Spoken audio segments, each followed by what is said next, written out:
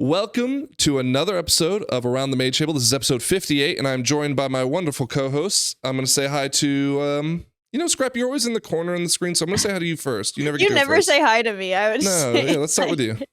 Hi. Wow. Cool. Io, how you doing today? Really excited to talk about stuff today. I appreciate the fact that you've been keeping up with the news because hopefully you'll fill in any gaps. It is a lot. We'll get into that in just a second. Lithian, your 49ers are what, like 0-4? How are they doing? They've only lost one game. They're 3-1. Oh. You know what? It's fine. Bang, bang, Niner gang. Let's go. Let's go. I honestly, we had originally planned on maybe not doing something this week, but the deep dive had happened earlier today. So we're recording this on Wednesday night. That's why we didn't have it out earlier this week. And there's a lot to talk about. There were some other things I also wanted to talk about. So you kind of want to just jump into some of those quick bullet points right now and get those over and out of the way so we can go into the deep dive. Yep. All right, let's go. First thing, wheel update. Not a lot I want to talk about here just yet because I feel like we're going to get into the dog days of the wheel. I will say that I have overtaken Lithian and Phoenix, and I'm now back in second place. Good job, buddy. I'm devastated by a 15 I ran today that an Arcane Mage absolutely bricked.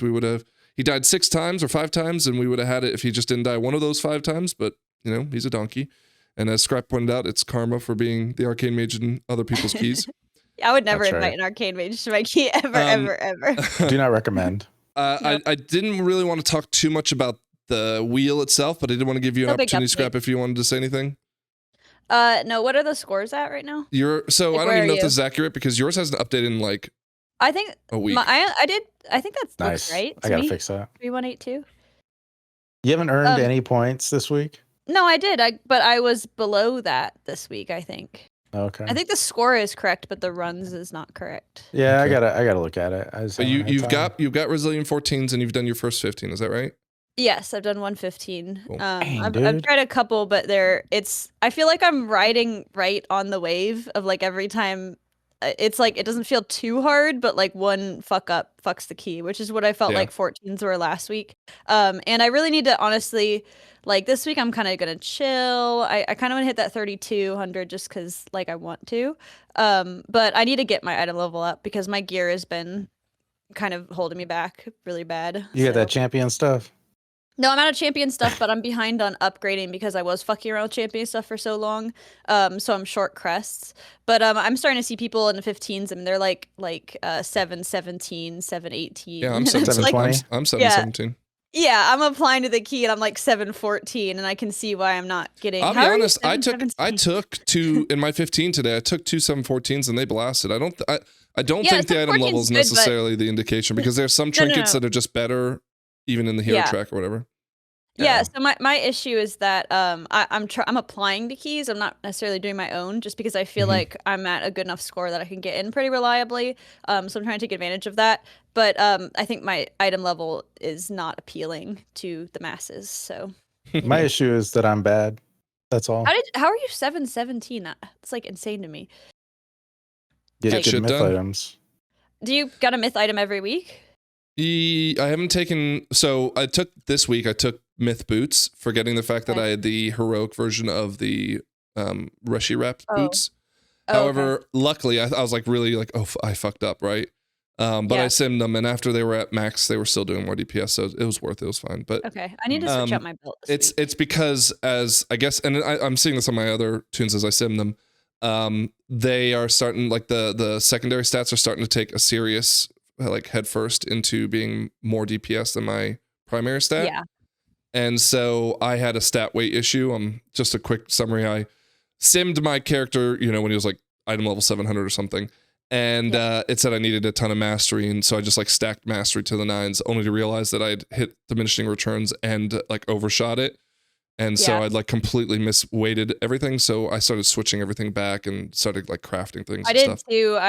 My stat weights were really bad. Like I was simming my character and I was simming other enhanced shamans that I saw who were doing better than me. And they were like same item level, but simming like 1,500 to 2,000 higher than me. And I was like, dude, my gear is fucked. But I went into mastery and I ended up somehow at 100% mastery. And then I resimmed and it was like, dude, what? That's way too much. Well, so there are classes that are different based on their 100% mastery. Like, I think I think Mistweaver is a good example where you'll be at 100% mastery with like just a little mastery in, because it weights differently because each class has its own mastery. Each spec has its own mastery. The advice I've gotten is like 80% is Gucci for enhance. So I'm trying to get back down to that level, and my haste needs to go back up. But now we're just in the nitty gritty. Mostly I'm trying to get that item level up. So focus on that this week. I haven't gone into the class Discord yet because I feel like that would be too toxic anyways. But I'm starting to hit the point now where I need to probably have someone just look at it one more time, look at my like logs to see if I'm doing it correctly. But I'm parsing well, and it like feels good to be doing well at it. So at least I'm not like a complete idiot. Yeah. Just get that Kalamazoo guy to train you, man. It's fine. So yeah, well, no, I'm not going down that rabbit hole. The Wowhead guides are like upside down. Not all of them, of course not. I'm just saying some of them are like, well, what that doesn't line up with. And of course, you should always sim. I think that's like the number one advice everyone always gives, anyways. But what really matters is, are you doing the rotation right? And like a week ago, I discovered there was something I wasn't doing that was like, it was like probably a 2% difference, so it wasn't a huge deal, but it did make a huge difference on AoE pecs, of course, so it's nice. No, honestly, when I had a log review from the Enhanced Discord, and it was a very unprofessional impromptu. I was just asking for advice, and unprofessional. ended up getting like a lot of slurs thrown at you. But That's no, not right. necessarily. But there were some key things that weren't highlighted in the guide that like was just like common enhanced knowledge that I didn't know about because I'm coming to it like brand new. So it wasn't like necessarily in the guide because it's like that's how it's always been. So it was good to have like to talk to somebody, and I would love.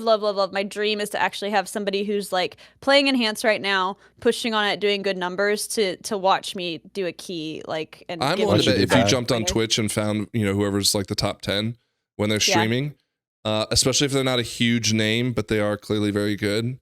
I'm willing to bet they would probably like. I know. It's Preheat.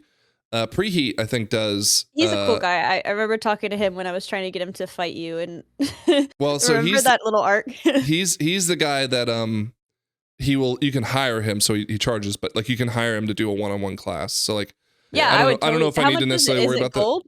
that. I don't know if that's a terms of service thing. I don't know. Let's just say it is, just so we don't get him in trouble. But anyways, I'm looking to hire an enhancement shaman, Whisper Terra Proudmar. And we can talk. Now you're just gonna How do get you say offers. that? Terra? Terra. Yeah. With a P, like a pterodactyl. Yeah. What I wanted to talk about here, though, was last week in our comments, I'm assuming Mr. James Johnson III, 8068, made a comment about the wheel and what we should do next season.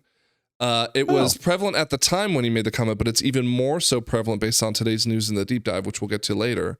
But he recommended that our next wheel affix should be that we are not allowed to play with any add-ons on this character.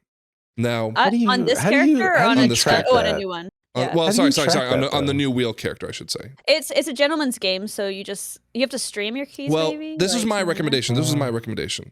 What we should do instead, because we said the one flaw that we're feeling around this competition so far is that we don't like the fact that we're not playing together. I think we should do. I like it. Wow. I think we should do a 2v2 system where we have two tanks, two healers. They do their own wheel, and then the 6 DPS. Maybe even if we can't get like maybe not that many people are interested in it this time, we get like 4 DPS, and then there's this like responsibility that we have to pug, and there's like even a mini game around pugging it. But that way we can still play together, and we could even do it where we have like different showdowns. So like maybe once every other week or something, we switch the DPS on the teams. So like they switch teams, and they have like a cat fight type scenario. But I love this idea of the no add-ons affix, because it's like right at the perfect time where that's going to matter, where we can really say like, is Blizzard meeting the demands of what they're wanting to do with this overhaul? So that's the one thing I wanted to bring up from this. Other thing I wanted to bring up from this, I was watching the bench yesterday morning, maybe this morning, I can't remember what day it was. But there was something that Tettles, he did a tank 0 to hero minigame. Can I zoom this out? No, I can't. Oh, yes, I can. There we go. Did you watch that whole episode of the bench? I did, yeah. Anyways, the long and short of it is he has this clip from when he was doing his 0 to hero. This is a plus 15 hauls. And it's the first pull. I'm sure everyone remembers the first pull of hauls and how it can easily fail. But the long and short of it is that he has one of these little mini mobs pulls this slasher. Yeah, and that happens all the time. Yeah, it kills the warrior and the hunter off the bat, right? You can GG, see them say IGG. and the 4 people. Now, granted, there's an evoker here that's about to die to these circles here in a second. You'll see him. Oh, right? what level is this? The 15. Level? Look, just stands in it, gets killed, right? It's not GG, right? I mean, unless you wipe. Nah, but this is so they didn't wipe. They got it killed. Yeah. They got it killed, right? But you'll see her in a second. An Abandon's about to be thrown up by the DPS because they all died. And again, like Tettles admits, I ran to it instead of taunting it, and it just got 2 people really quickly. But they abandoned it and brick his key within like a millisecond, right? So look, they all 4 vote against him, and he loses. I wanted to ask in our journeys, and I know you haven't had a lot to say, but you can bring up your non-native characters in this, right? Yeah, he got frustrated. Are you guys seeing the same kind of toxicity around Abandon? Now, a lot of people are saying, oh, this is nice because I can look, force people. I can't wait to talk. Yeah. I do. I can't because I have a pertinent story. I will say I am in support of the abandoned system totally. I think as you get to the hierarchies, I feel like there was like an unofficial abandoned system already being played out in these like hierarchies. Like if you're 13, we wipe, everybody says GG, and we just like all agree to walk out. You know, that was my experience. What if you're Tettles? What percent what percent of those do you think that was the case where it was a GG versus someone just saying trash? Who told that story? Was it you that told it that said like blame the DPS despite the fact that they didn't have threat on anything? I'm saying like seeing it most of the time being used in a positive way, where on the higher end of the keys that I was doing, that like one wipe meant you're not going to time it. And everybody understood that. It wasn't like, okay, we're here to complete a 15. Like, it's like, we're not here to complete a 15. We're only here to time it, you know? So I saw in my experience that kind of being done just socially already. And I think that there's just like being a formal version of it is really nice. Now, let me tell my story. So I was in a that wasn't the story? Yeah, that was the story. To preface it, right? That's the prologue to the story, right? So last night or the day before, I can't remember, 15 Ecodome, and it was resilient, and there were 2 guys who were together, 2 DPS that were guildies. And we're going through it, and we're going to the first boss. We only had 1 death, and all the DPS was pretty close. I will say I was like within a hair of the Frost DK. He was not doing very well. And maybe he was upset. But we only had 1 death. We were going to the second boss with 17 minutes. And one of them said GG, and they both logged off. And the tank and the healer were both losing their mind. They were like, dude, assholes. I was like, wait, why would they do that?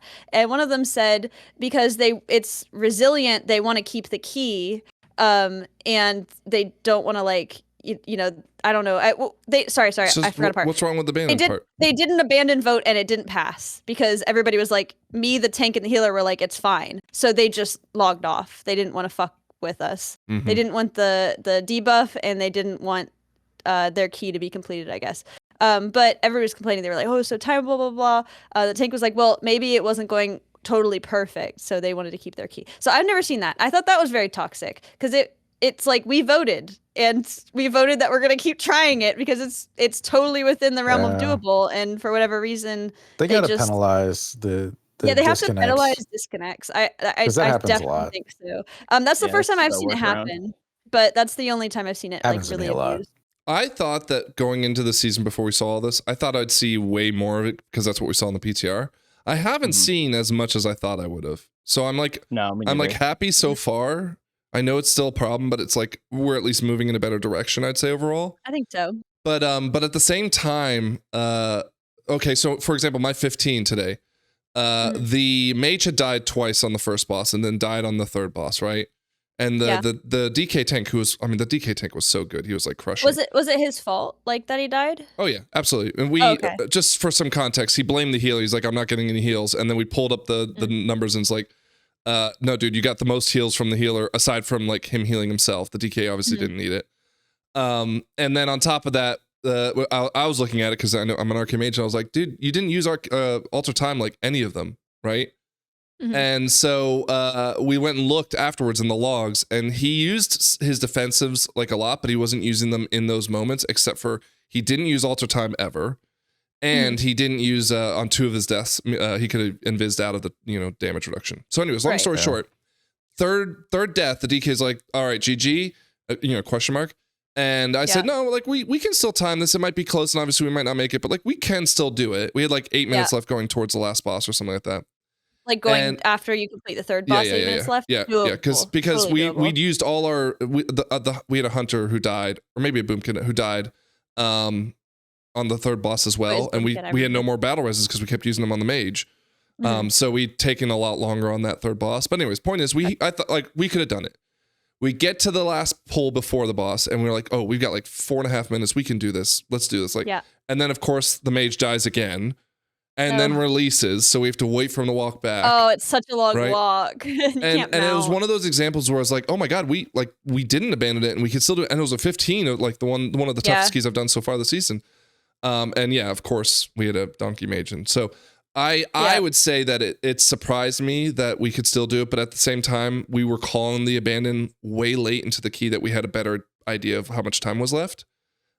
More often than not, I see the abandons like after that first stupid mega pull in Arakara where, the tank is not paying attention. I will say one thing I feared is that people would abuse this, like going into the last boss and just like, okay, we're not going to time it, but we're at the last boss. Like, so like, let's just finish it for crests or whatever. And I was surprised by the amount of like 14s plus or like 13s, 14s, I guess, where people are like chill to finish the key, like either they want to re-roll the key, they don't want to do the same one, but like I would say most, like probably 4 out of 5, if there's like a wipe at the last boss or we realize we're not going to time it going to the last boss, that people finish it, which is really nice. That's like one thing I thought I'd be fucked out of. Did you charge that mage for that VOD review, Frank, or the log review? Yeah, no, you know I do it for free. You know I've got my PowerPoints. Oh my gosh. Okay, well, let's move on from this because we got a lot to talk about, right? Yeah. I do want to talk quickly about some clarification that came with the Turbo Boost that's starting officially this coming reset. Turbo Boost is a 2-parter. They're calling it. Wildhood's calling it part 2. The first part will be on October 7th or whatever day that is. We will have our Valorstone cap, or the Valorstone transfer occurring, and the myth track extending. Is that right? Do I have that right? Yeah, I think so basically you're getting the tracks expending, and you're getting, I think, the Valor Stones on. So with the initial release, hero tracks. The crest cap, I don't think is another 2. Oh yeah, you're right. Yeah, so crest isn't lifted until okay. So it's just that the gear can go 2 more levels in crafting and upgrading. The gear you already have on, or you have to get new gear. Okay. Yeah. It'll be it's just like last time. Everything goes up like 6 item levels. On the 21st is when we'll see crests lift, Valor Stones become warbound, and woos dropping, and you can also get the ethereal voice spanners, which is the catalyst charges. Catalyst charges. And then of course the Dinar will come with that as well. We also, I think, got confirmation. I don't think I have it opened up right now, but we got confirmation that it will still require to kill the myth boss to get the myth track trinket from raid. I wanted to ask you guys, it made a little more sense because their argument in season 2 was we don't want to put people into an overpowered state going into season 3 when they didn't necessarily play at that level. But this is the end of the expansion, and honestly, it sounds like we're rolling into the midnight expansion very quickly anyways. Do you think this is the right approach to take in the season 3 version of Dinars? What's their approach? Because I thought last time, well, I guess it was your argument that like going from heroic to mythic is only like 1 or 2%, but now they're saying it's enough to like trivialize things, or no? Okay, they're not saying that. What did they say? No, the issue is going into the next season. If you have all myth gear, you start that next season with a slight power boost. So let's but if it's just the trinkets, like if it's only 1% difference between heroic and mythic, that's not a power boost. So here's the examples, right? I think they ended up shadow nerfing it, but like a lot of people were using Jaster's Diamond, like well beyond, like way beyond like the point you should have been. So like just stuff like that at like high level, so House of Cards. Yeah. So this is House of Cards, 684 myth track from last season. It still does 8% damage, 8% of your damage, which is better than hero track of 1, 2, 3, 4, 5, 6, 7, 8, 9-ish. Yeah, let's call it 9 trinkets that are on the hero track in Dungeons and Raid, right? There's only this is, I think, more of an example where there's probably more than you'd expect, but there's like 6 trinkets where hero track is better. And so that was the problem they were worried about. But At the same time, the hero trek version of it is still better than most of the, well, maybe not, better than a lot of the champion treks that you'll get, and even right here. So it's still powerful in its own way anyways. Why not let the people have that extra 0.8%? Sorry, I didn't mean to cut you off. I'm sorry. Holy Priest. Guys, hold on. I cut you out. Sorry, there you go. No, you're good. Holy Priest, Mr. Pick Me Up 684 was their best trinket this season, like better than most heroic trinkets. Like you needed to get 2 myth trinkets to replace a myth trinket from last season. That's how good it was for Holy Priest. Sure. Crazy. And that, again, that's the argument for season 2, but why season 3? We're going to throw all this gear in the trash. Yeah, I don't think it matters as much going into a new expansion, but I really don't care either way. So I think it's good they keep it consistent. If you keep going back and forth, people are going to be like, "Wow, it was way better this time. See, you should have did it this way the whole time." That's and also, just need to clarify. I think you have to kill normal bosses now. I don't think you can get LFR. Yes. I don't think you can do LFR anymore. Yeah. No, I have to do it on my wheel then. Yeah, I hate that. I've done it on my wheel, thank God, but. I'm going to be 100% honest. I'm going to be 100% honest. There was a moment where I was like, should I buy a mythic kill on my wheel? I know we have no boosting, so I didn't do it. But I went, I said, well, I'm going to go look. And it was $300 for a single boss. I said, absolutely not. We should sell those. No, myth kills, not myth kill of the last boss, but we could do the first boss. It wasn't even the last boss. It was the 4th boss. The last boss was like $1,000 or something stupid. Oh yeah, that makes sense. So yeah, I was curious to see what it was. Like that. All right. Well, anything else that you think we need to talk about with this turbo boost coming in 1 week/3 weeks? I like that they kept keeping the cap on a little bit. I know last season I got really exhausted after I got my main caught up on every single piece of gear with all the upgrades, and then I was like, I don't want to do this on alts. I think it will give you a chance to ease yourself into getting it done on a bunch of characters, so you're not trying to run like 30 keys in a week trying to get it all done. So I think that was a good change. So when Turbo Boost comes out, I need to decide what I'm gonna main next season. Okay. Oh no. Now this season was scuffed. Why? Why? Just because you didn't have to this season. Just because I like to just practice and start to play. Yeah, but everything's going upside down when the expansion is. Well, I haven't looked at the alpha changes. I have no idea, right? Well, decide that after we talk about the alpha changes. Okay, all right. I'll come back to that. Let's come back. I don't know. All I know is they're adding. I get what your point is, though, but in this case, I'd say it's like a little upside down. Okay, all right, okay. I want to put a pin in Lithian's declaration and come back to it later. We are not going to. By the way, we're not going to review all the class changes for the alpha this week. We'll save that for next week. The reason why is twofold. One. It's a lot. There is a lot of changes. But every second got like a bunch of changes, Yeah, and 2, I kind of want to give us a chance to not only decompress it ourselves, but also to hear from the communities that actually know it. Because there are obviously some specs that even if we do know when we play them, like Affliction, for example, I'm not an expert on it. I'm just like copying what I see online from the Wowhead guides and all that. And so it's a matter of like, I want to get proper feedback other than what this one guy who played it for 2 weeks thinks. I remember been on the Survival Hunter Discord at all? Scrap, is it like SpongeBob running around with like the fire in like his head where he's like, no, throw everything away. I don't know. They tend to be relatively positive despite being on fire for the most part. Like it has to be really bad for them to freak out. We'll talk about that because Twitter is on fire right now, but we'll talk about that later. Speaking of that, I remember in like Twitter? Dragonflight that there was somebody who's doing like a spec tier list for like an upcoming season, and it was like a relatively respected person. I want to say it wasn't Yoda, but it was like a Yoda-like guy, like a Yoda pedals kind of guy. And I flipped to the survival one, and the guy was like, "I don't know what this is. Chat, vote on what tier it is." Yeah, nobody cares. And I was like, "Dude, what the fuck is this?" But that is kind of the energy we will be bringing next week because I feel like that we do have some gaps. Well, survival is probably one of the classes that's maybe getting the biggest overhaul. Right? I'm a little exhausted by survival overhauls because we did have a rework at the beginning of War Within. Reworks and overhauls are 2 different things, though. It was like an overhaul at the beginning of Dragonflight, or at the beginning of War Within, last season of Dragonflight. I don't know. I don't know enough to really argue against you, but I'm telling you that they added the tip of the spear resource before we only dealt with focus and stuff. Sure, but big one. This seems upside down, right? This seems more like they're going for the Rexar aesthetic too. But anyways, we're not talking about that this week. We'll digest it later. Maybe we'll take a peek at just your scrap so you can flip the fuck What are we out. talking about this week? This week, real quick, just some other news before we go on to the big changes. Oh, it's not. What are we going to talk about this week? It was going to be a tip of the week that I was going to give, but they fixed it, broke it, and fixed it. Just for those that don't know, when you got Binding Javelin, if you moved into the other person's circle, because you technically were still in a Javelin circle, it wouldn't stack the debuff on you, but you would still be considered in it, and you wouldn't, get yanked back in or whatever. Well, they went to go fix it, and in doing so, instead of having it tick every 5 seconds, it ticked every 1 second and was killing people like everywhere. Ooh. Nice. They've now since fixed that problem and also broke the mechanic that I liked. So I just wanted to make sure we give that little tip of the week now. You guys know that demon hunters can eat the blind. My god! I can't hear that anymore, dude. I got some other news. Here, we'll just quickly go through it. Trading post for October.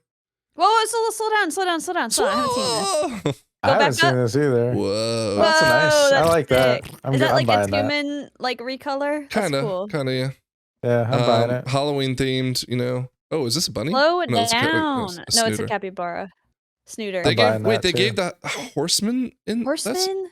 I thought that was. It goes with the human mount. That's cool. It goes with the mount. Yeah. Some cool looking weapons. Ooh. Oh, I like that. Cool. Yeah. Oh, I like the purple ones. And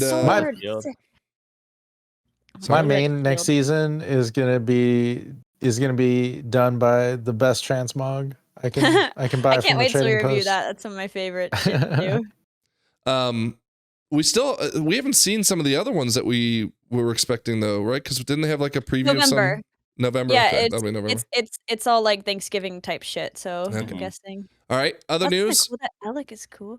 A new WoW hardcore add-on, right? Yep. That apparently, so I'm gonna quickly because I remember looking at this, but like you get no health bar of your own, no enemy health bar or level. What? As you take damage, your field of view shrinks.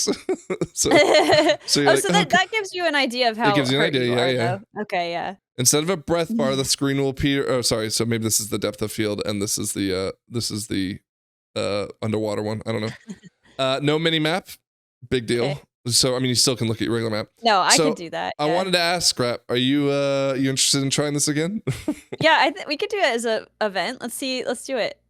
We actually. I won't last long. No, that's what I was gonna say. We have our charity event. So just so everyone knows, we every November will do the Extra Life Marathon with Children's Miracle Network, and this year they thankfully gave us a whole week that we can do it. Normally they just say this Saturday, and of course you could do it any other day, but they're saying this is now a week. Thank God, because my daughter's birthday was on the day.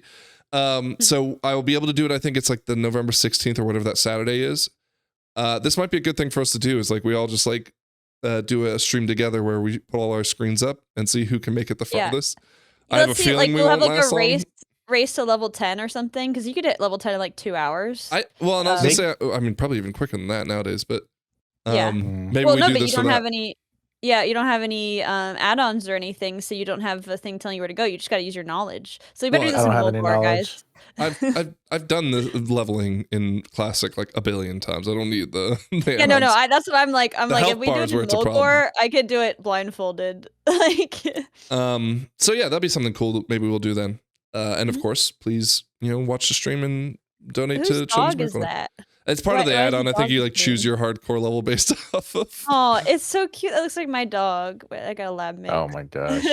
And also I hear that they're going to be taking the anniversary realms into the Burning Crusade soon. Did we talk about? Was that in the podcast where we talked about it last time? We talked about hoping that they would do that with hardcore. Yeah. I dream. Okay. Your dream. I think it's time for the deep dive. What do you guys think? Yeah, let's go. Yeah, is that what we're talking about today? That's what we're talking about. So, what's that? We'll start with some of the news that was coming before the actual deep dive. The first is player housing will start early access on December 2nd. So we will have it for the holiday season. If you guys want really quickly, Dratnos did a video of the zones for player housing. And I know you can't really see it that well, but you can. Here we go. Which one is this? Alliance or This Horde? is the Alliance one. He does the Horde one as well. Cute. But you can see how the plots of lands are all over the place. And there are some that are in like the cul-de-sacs are here. River. This right here is where the town hub is. If you can see my mouse on the screen. Where's my house going to be? And there's some, random ones that are out in the middle of nowhere. There's a good one that he pulls up, I think, almost right away, where it's like it's near a lighthouse and looks really cool. Let's see if did we decide we're doing Alliance or Horde? So I think we said Alliance. Yeah. Right. I mean, none's a deal breaker for me, but I'm sure there's some people who would steal like whatever Shawnee wants or you want. I don't know. I'm never been a big Horde person, but here, let's quick look at the Horde. I want to see, but the Horde ones seem very diverse. There's like the Shara and stuff. Yeah, so look at that. He said it's a touch of Ajara, a touch of touch of this, a touch of that. But like this is a really beautiful, uniquely beautiful zone. Like and isn't one Ashen Veil? We also should clarify. This comes up in the deep dive in the Q&A. They made a comment at Gamescom saying that you'd be able to put whatever variant of house you wanted. So if you lived in the Horde area, you could still do an Alliance house. They've corrected that and said that was not their intended understanding of it. That sucks. You'll be able to put Horde and Alliance in Horde and Alliance neighborhoods. So there, for right now, to start with, will be a Orc and a Blood Elf in the Horde, and a Human and a Night Elf in the Alliance. So you'll be able to choose that part of it. And there's even a lot to say about the customization of the outside of the house. Like you can put towers and stuff on your house. I love that house. It's like on the cliff. It's very so pretty. No neighbors. I still want the Alliance, but again, I'm happy. I'm happy either way. If the collective says Horde, then I'm not gonna be a piss baby. Most of my characters are Alliance. But I feel like a lot of you could still have Alliance vibes like here, like in Ashara. Well, and what's the other? Is the other one Ashen Veil? The exterior of the house is the one that matters most to me, right? I want it to look like. That's the thing with me too. I'm like, man, it would be fine if you could go wherever, but if it's just like a Blood Elf living in an Alliance house, I don't know, man. Yeah, it's kind of weird. So who's gonna be my neighbor? We don't know yet about how the expanding area will look like with multiple, like let's say a guild has 100 people in it. We don't know how that'll look because they said it'll just continue to ever expand. What I would assume is it would probably just like maybe have the same plots, but there'd be like a way to phase between houses. I don't know. But we've yet to see that. That's not released on the alpha just yet. See, what I like about the Horde one is how diverse the landscapes look quickly. Like, so it's very colorful. To do the Horde one, you have to have Horde characters. Is that?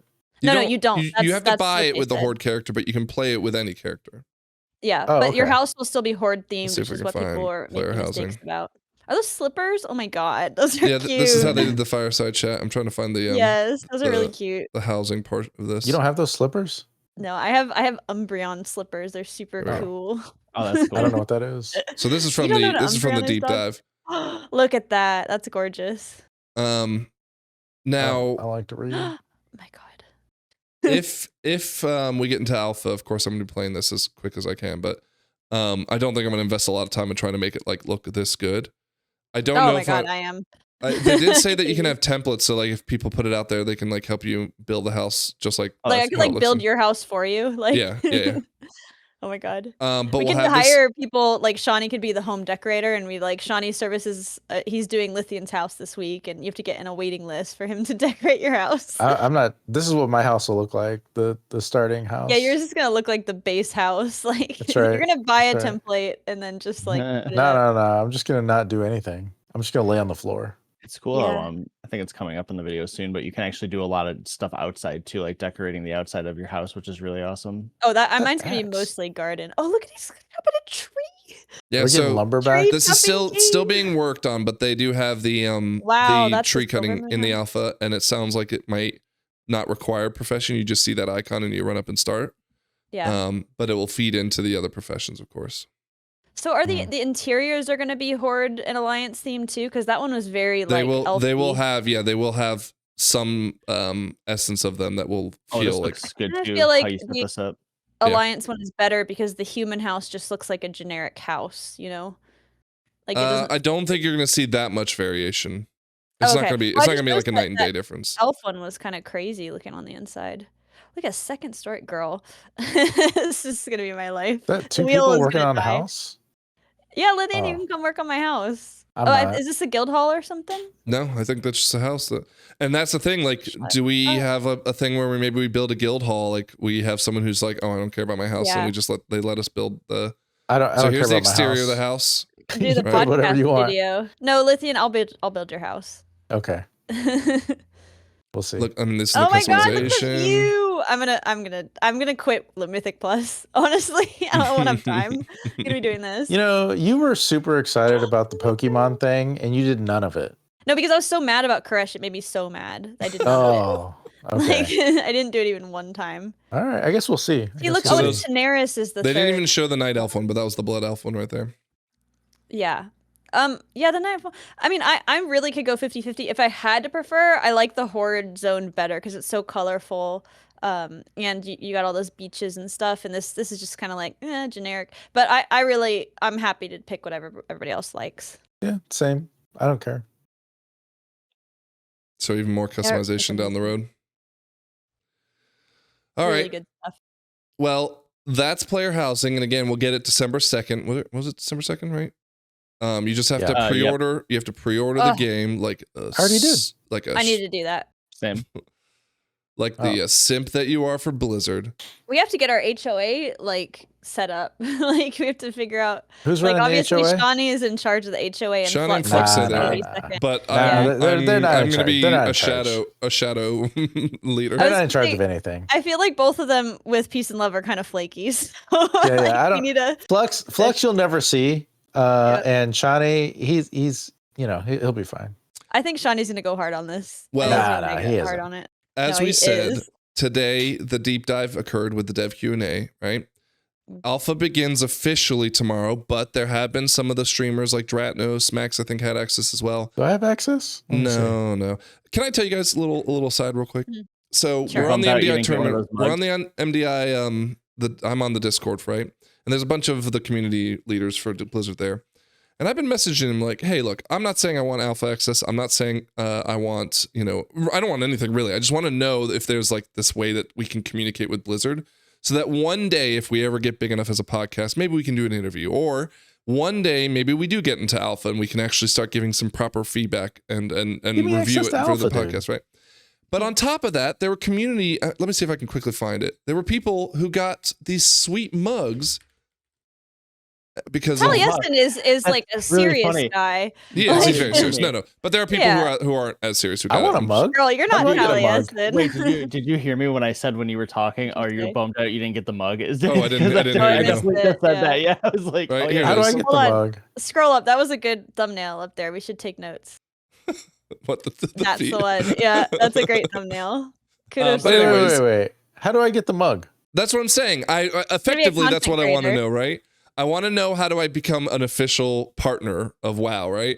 And I've been messaging them and they're just ignoring me and it's breaking my heart. But anyways, That's because nobody knows who you I are. did not I think know a we're lot the of that's number not people- true. 3 podcast. That's not true. Some of them do know who I am because I've had other conversations with them in the past, and like Didn't. I've worked with them in the past. Your through- first impression was terrible, I guess. Oh, I guess so. So they were like, No, "Oh, not this guy they invited again." me back to the not the Oh, the game. I Yes. remember with Hazelnutty. yes, and other Oh. Yeah. anyways, doesn't matter. Again, I'm being in my feelings about it, but Maybe It's all good. It's all Hazelnutty good. about it. Hey, give me a We- mug though. yeah, that'd be awesome. I would love it though if we could be on the alpha so we really could look at all this stuff together. Maybe Yeah. one day we'll be big enough. Even if we within- got alpha access, I wouldn't do it. We're working I on would. it. We're I working on it. I know you would. But we did have the dev, the deep dive today, and there was also a Q&A associated with it. I'm not really like, I ask you, do you remember anything that was like huge? Everything seemed to be pretty in line with what we've heard so far. There are some other things, of course, but Yeah, nothing. I didn't get a chance to catch the Q&A because I only watched the deep little dive. trailer video. Yeah. But yeah, the so I deep didn't dive get wasn't to catch anything that. revolutionary. No, not really. Yeah. But everything else, yeah, seemed pretty standard with what we had been told pretty much. Yep. So far. Pets will be your battle pets will be able to, not immediately on launch, but very soon after launch will be able to be placeable, but Oh, God, soon. It's gonna be a right? fucking zoo. Um, Shut.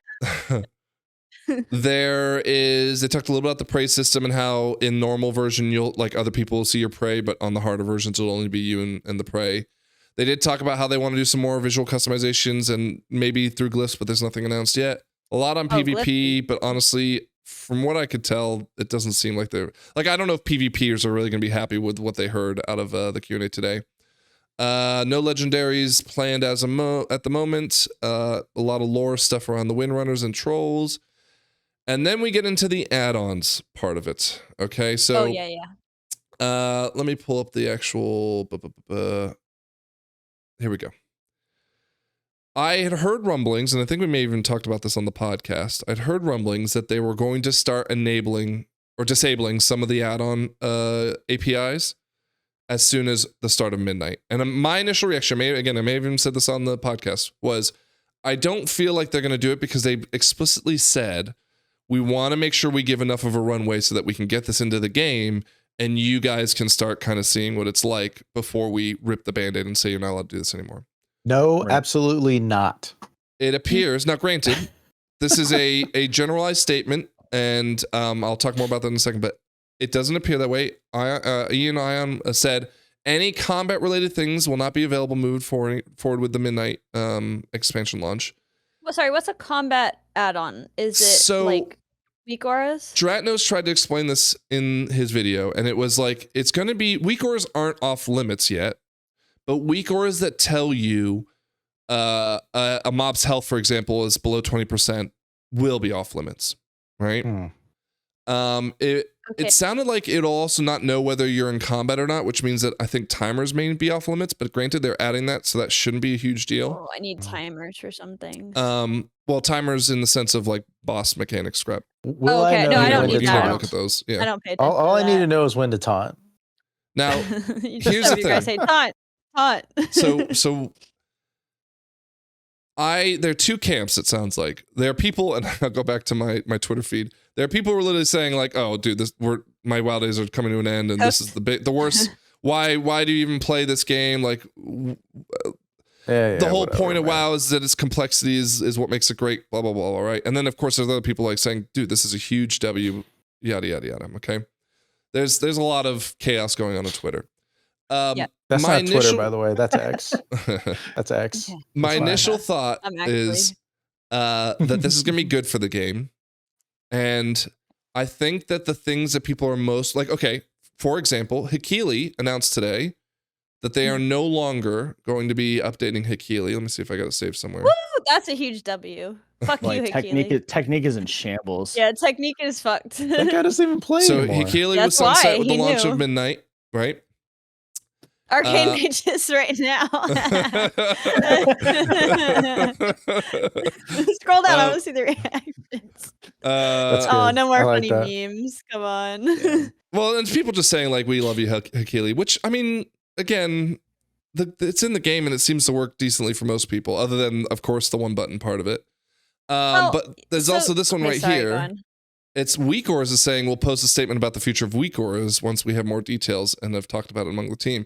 So, I mean, is there a possibility that Weak Auras start shutting their doors, right? Well, I think they're going to lose API access to certain things, which means you can only do so many things with Weak Auras, which means that people will probably not want to develop them anymore, which means that they'll eventually go away. There's a big question I have around that in a second. I'll get to that in a minute. Sorry, okay. Oh no, Luxthos had a thing today kind of making it seem like he wasn't going to be making them anymore. So if that's the case, then I haven't used those since like I think he said like I'm going to miss making them is what he said. Yeah. Oh. Yeah, he wants to make class Weak Auras and he's going to miss it. That being said, I'm optimistic about the upcoming changes to the cooldown manager. How many people are going to lose Patreon money because they make you pay the Patreon money for their add-ons? Well, their Weak Auras and stuff. I mean, Quasi's the only one that I know that still does it. I think Dorky does it as well, but again, they're far from required though, right?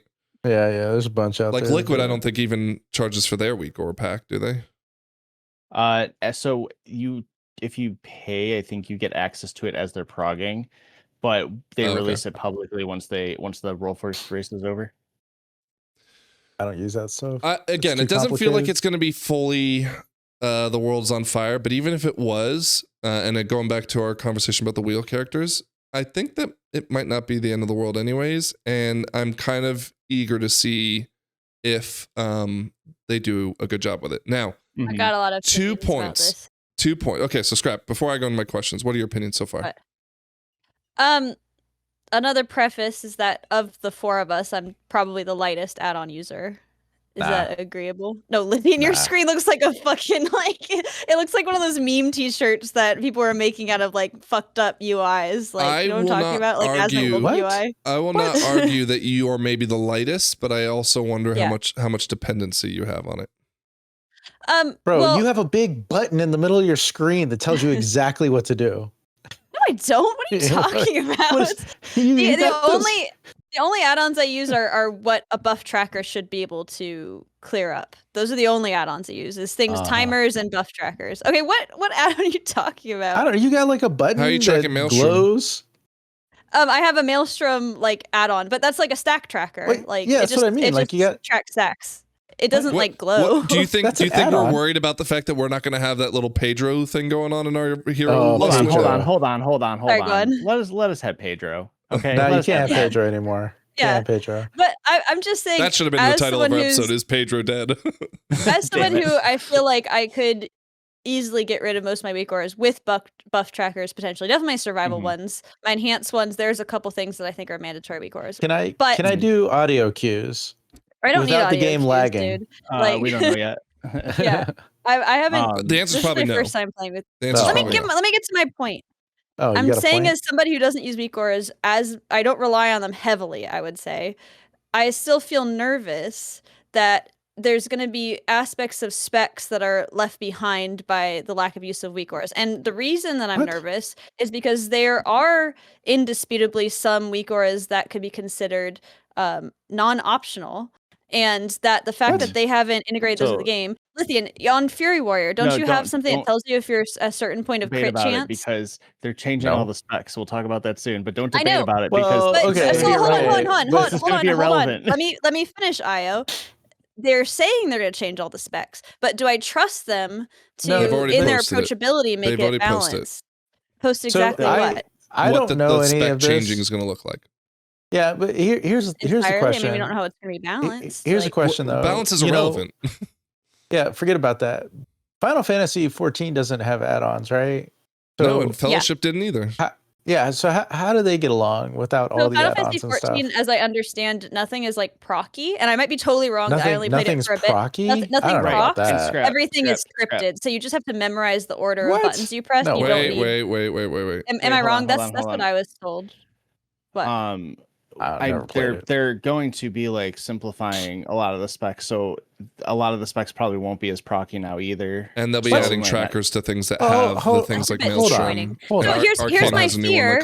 Arcane Salvo. This is where Lithian not knowing about the Alpha's coming. He's like, wait, what? I don't like that. I'll have to look at them more extensively and see if it's covered. But I know that when they rework survival at the beginning of War Within, there's like a resource stat that's the entire class, and there's no UI element associated with it. The only way you can track it is at the top right corner of your screen, so a week or bring it down. But the fact that they never integrated something over like 2.5 years makes me think that like they're careless about how the game communicates to you. So I feel nervous with them just saying like, no, we have it, we know what you need to I think play it. Hold on, time out. No, hold on. Okay. Before we move forward, Scrap, I understand why you feel that way, because for the past 20 years, Blizzard has done a bad job of it. I think it's safe to say that the main expansion feature launch with Midnight is the idea that they're moving into what they're going to call the more approachable combat changes, right? Mm-hmm. And part of that is ripping the Band-Aid off with the UI, which is scary. But the other part of it is they put today up, and again, we're not going to go through all of it, if any of it today, because there's so much to unpack. But they put up all the developer notes to say, hey, so Arcane's a good example of this, right? Without, you even saw the Arcane Mage meme, right? They are saying all that stuff has to go. And then they talked about what their plan is to do that. And it sounds like what their plan is to make something called Arcane Salvo, or whatever it is called. And they're adding a tracker for it in the UI.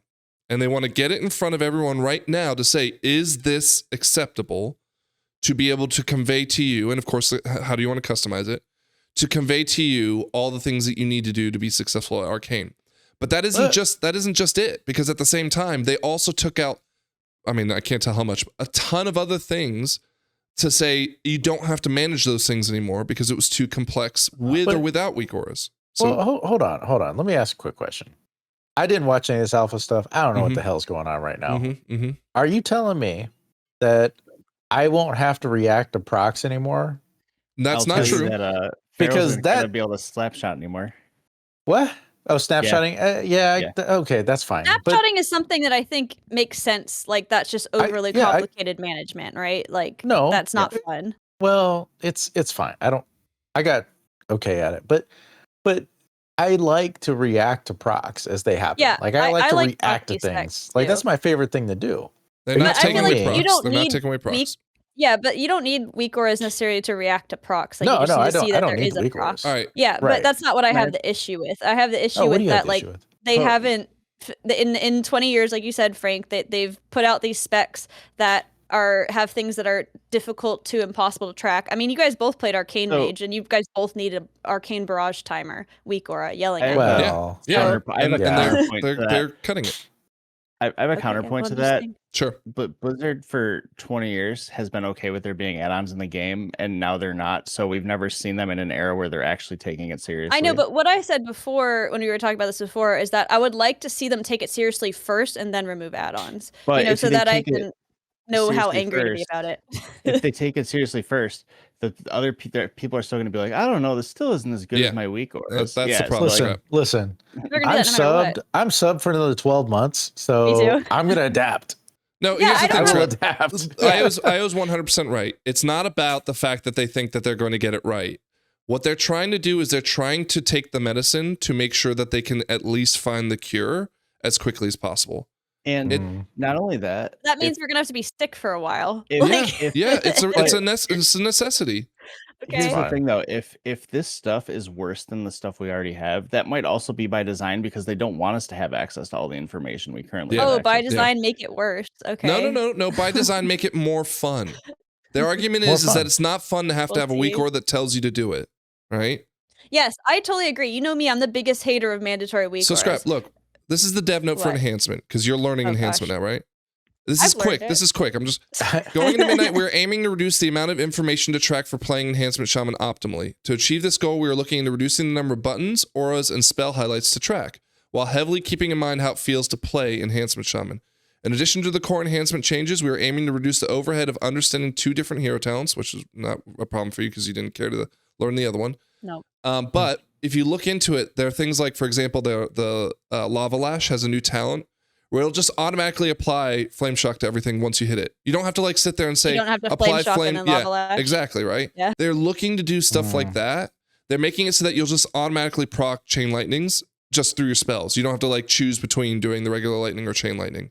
Stuff like that is in there. Now, granted, this was on a quick look, but look, I mean, this is enhancements notes. That's something that I don't find difficult to track. Is like, is it single target or is it AOE? Yeah, no. It's like I don't need to track that. No, but what I'm saying, look, is it my hard eyes. to track which wolf you have out?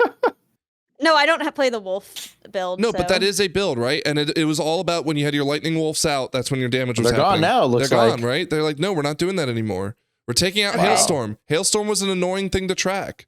You had to sit there and say, well, I had to make sure I spent 10 Maelstrom and then use ice instead of fire or whatever. It's just like it didn't make sense to have all that kind of complexity.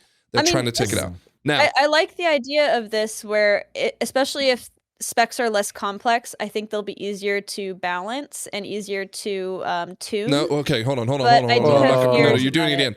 You're comparing their performance versus their play style. Those are 2 completely different things. No. I'm saying this gives them ease to kind of like, if there's less knobs to turn a knob. So I understand that makes sense on their end too. I wouldn't say they're doing that. That's not what they're doing. I'm worried the 2 examples you used. Okay, I don't have to do Flame Shock and then Lava Lash. Okay, that's kind of combining 2 things into one. That seems simplifying. But and the UI is going to now allow you to track that specifically on the nameplates without any additional nameplate. Okay.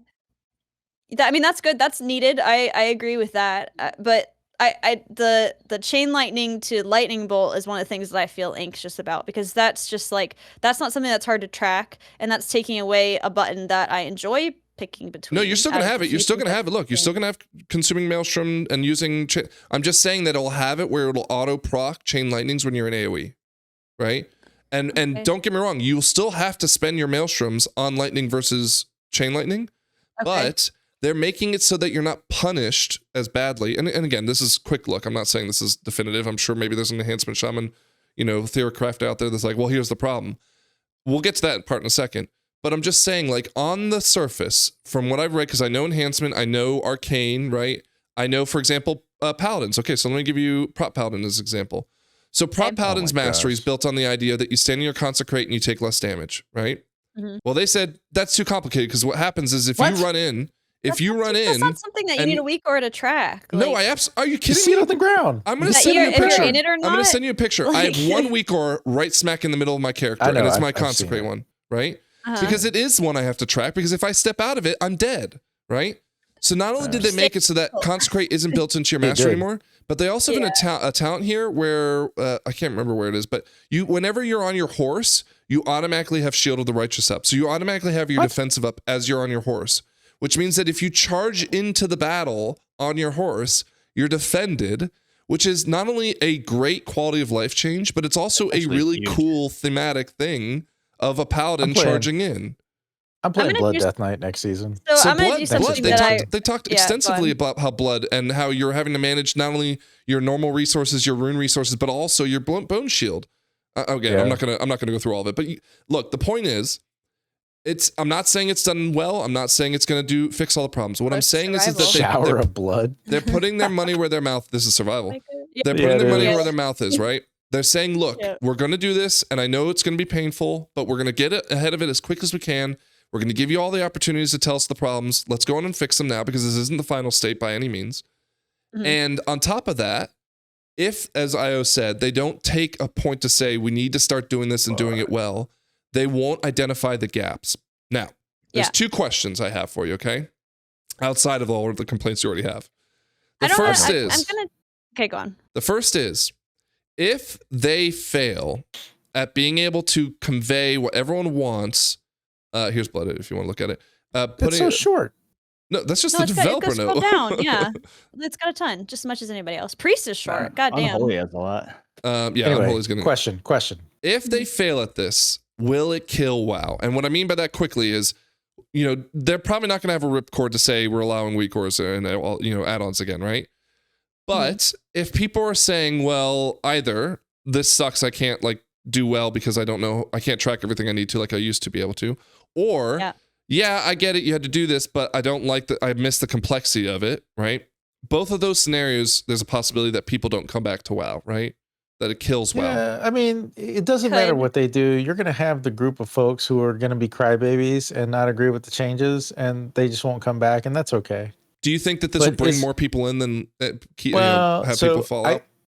I think it might give people more opportunity to do content they couldn't do before because of the complexity of the class. Maybe I haven't read this over, so I'm speaking off of assumptions. But I mean, the big play here is make combat complexity less, right? Right, make it easier for some of those places, which I think that's fine. I like a little bit of complexity, a little bit of gameplay. Like I like to do some of the mini games in mastery, the class rotation. Like that you want to get good at it.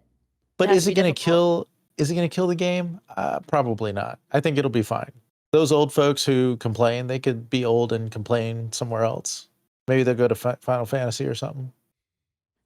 Okay, I'm gonna do something I never do, which is hold my opinions until I see it played out. Like, well, you haven't done that already, but that's okay. No, I'm trying to clarify that I'm nervous because I don't think they know what people. Yeah, that's fine. I feel like they haven't shown that they know what information people need to play the specs. If that makes sense. I think Blizzard needs to give me access to alpha so I can give you an honest assessment. But I think in general, the intention of making it things simpler, cutting down button bloat. I mean, we talked about that 2 years ago, and I was the first person to say there's button bloat in the game. We haven't even gotten to defensives and healing yet. Yeah, defensive bloat and stuff like that. Like I think that's good. Less need for weak auras. I think that's fucking fantastic. Like there should be no required weak auras across any spec. Now, as somebody who plays specs that nobody ever fucking plays, even when I get it dealt to me randomly, I do feel nervous because I have seen specs get left behind in ways that are important. And I think that this is putting a lot of weight on them to kind of like offset mistakes they might make in designing specs that can no longer be handled by the player base.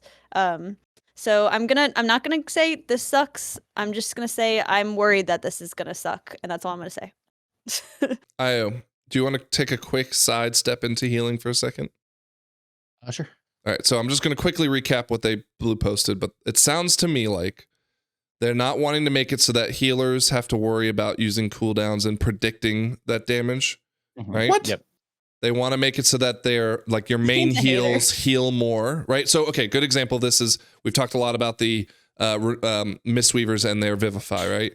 They want to take all those like amplifiers on Vivify off, right? And it's not to say there won't be any, but like you know, instead of 12, it's 1, right? They got rid of Vivify.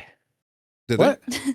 Yeah. Oh, I didn't even notice. Okay. Anyways, point is though, like they here, core healing spells like Chain Heal and Flash Heal have significant fewer temporary modifiers, right? Shorter cooldowns on things, right? So like, you know, do the totems and do your pyramendings more frequently, but maybe not as powerful.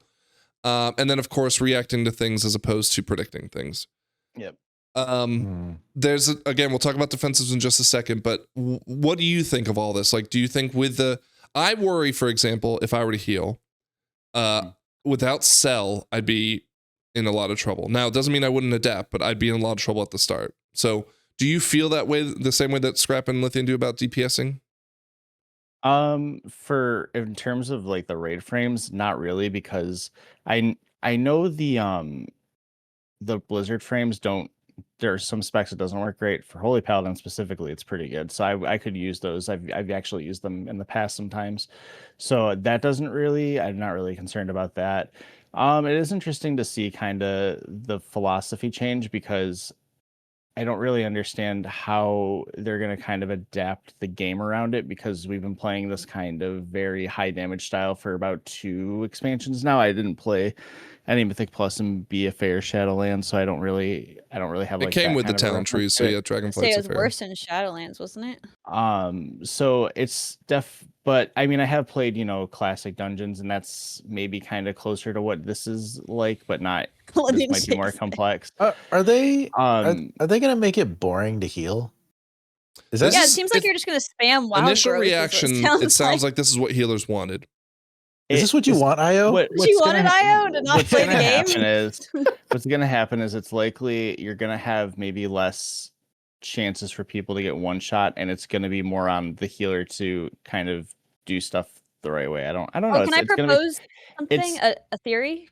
I think that they're moving towards one button healing also. Oh, one button DPS, no. one button healing. So like you just put your mouse over somebody and it tells you what heal is the best, most effective. Like I think the gameplay loop sounds like it should be better, but since I haven't really, I would need to play with it first to really get a good idea of it. Oh, you want access to alpha too? Yeah, I would love that. Yeah. Can we change the podcast title to give us alpha?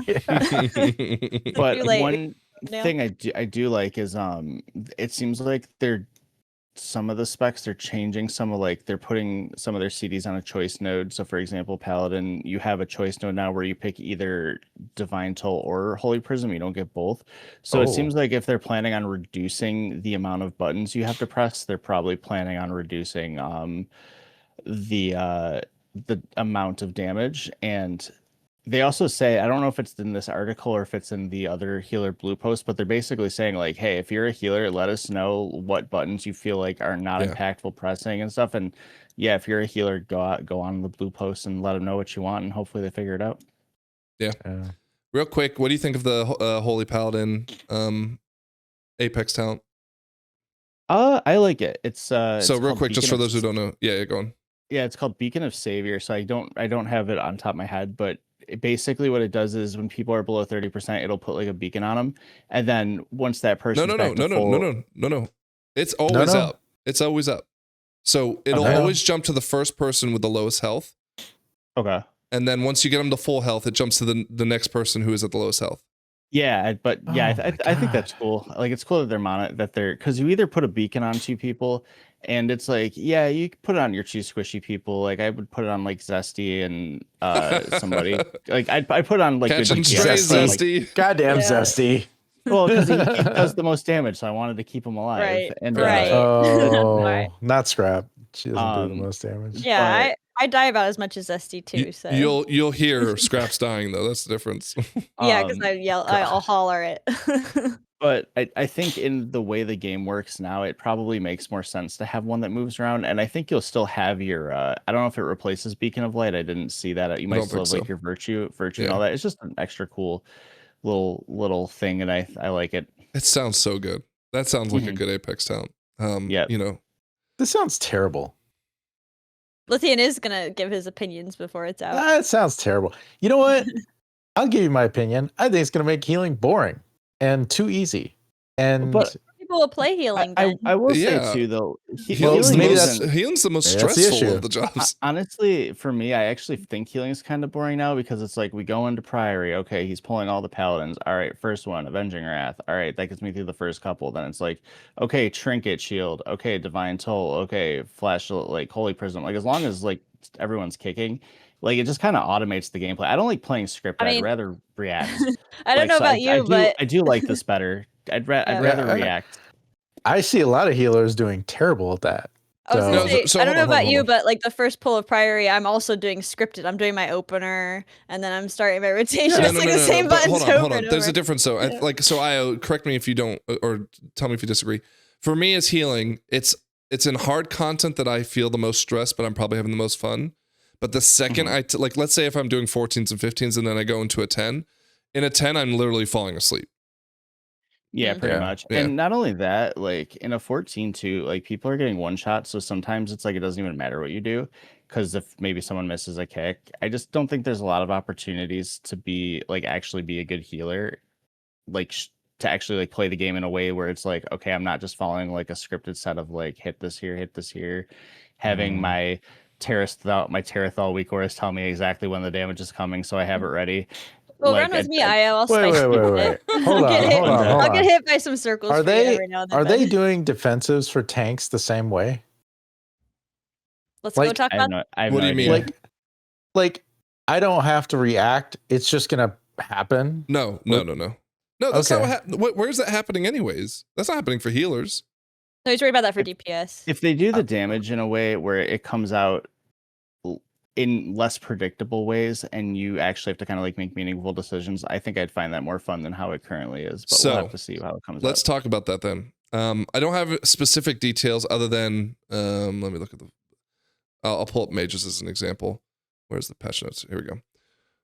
Again, look how long there's so much. I'm at Druid. So they put a lot of love into this. I can understand why there's not been any class tuning yet, which I've been frustrated by for the season, but I think they're working really, really hard on this. So that's a good sign. It's been clear that they're trying to reduce defensive button bloat. And as an example, Mages are losing Mirror Image's defensive nature, which is I think 20% damage reduction. What?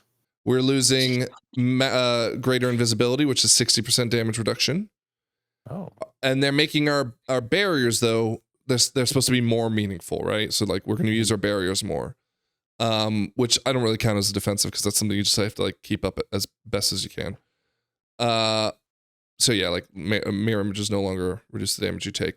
This is just one example, but there are all the classes are apparently getting some damage defensive pruned because it sounds like they want to make it, as people have been asking, a smoother damage output, not a, if you have this, then you need to invis, or if you have that, you need to, alter time, whatever, which is a problem I had in my 15 today. But Frank, can I tell you a fear of this?